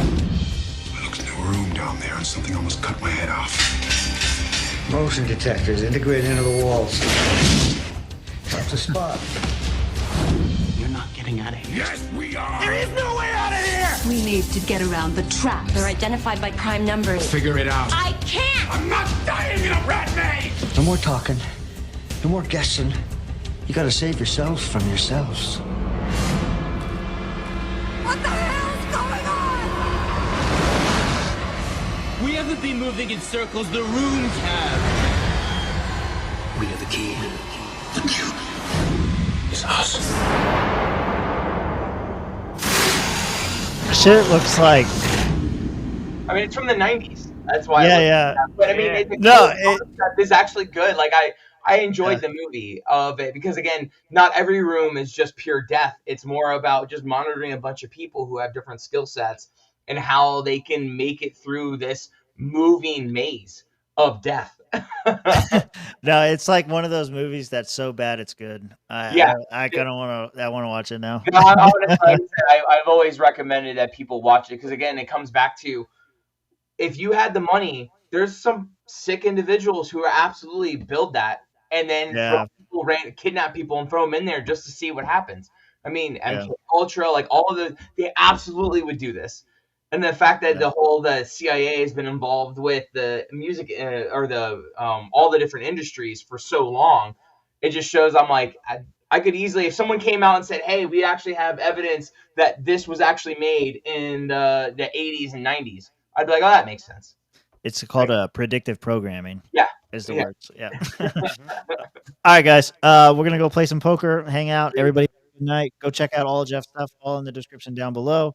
We may or may not be here on Sunday. Thanks for being members, and we'll see you next Tuesday. Have a good one.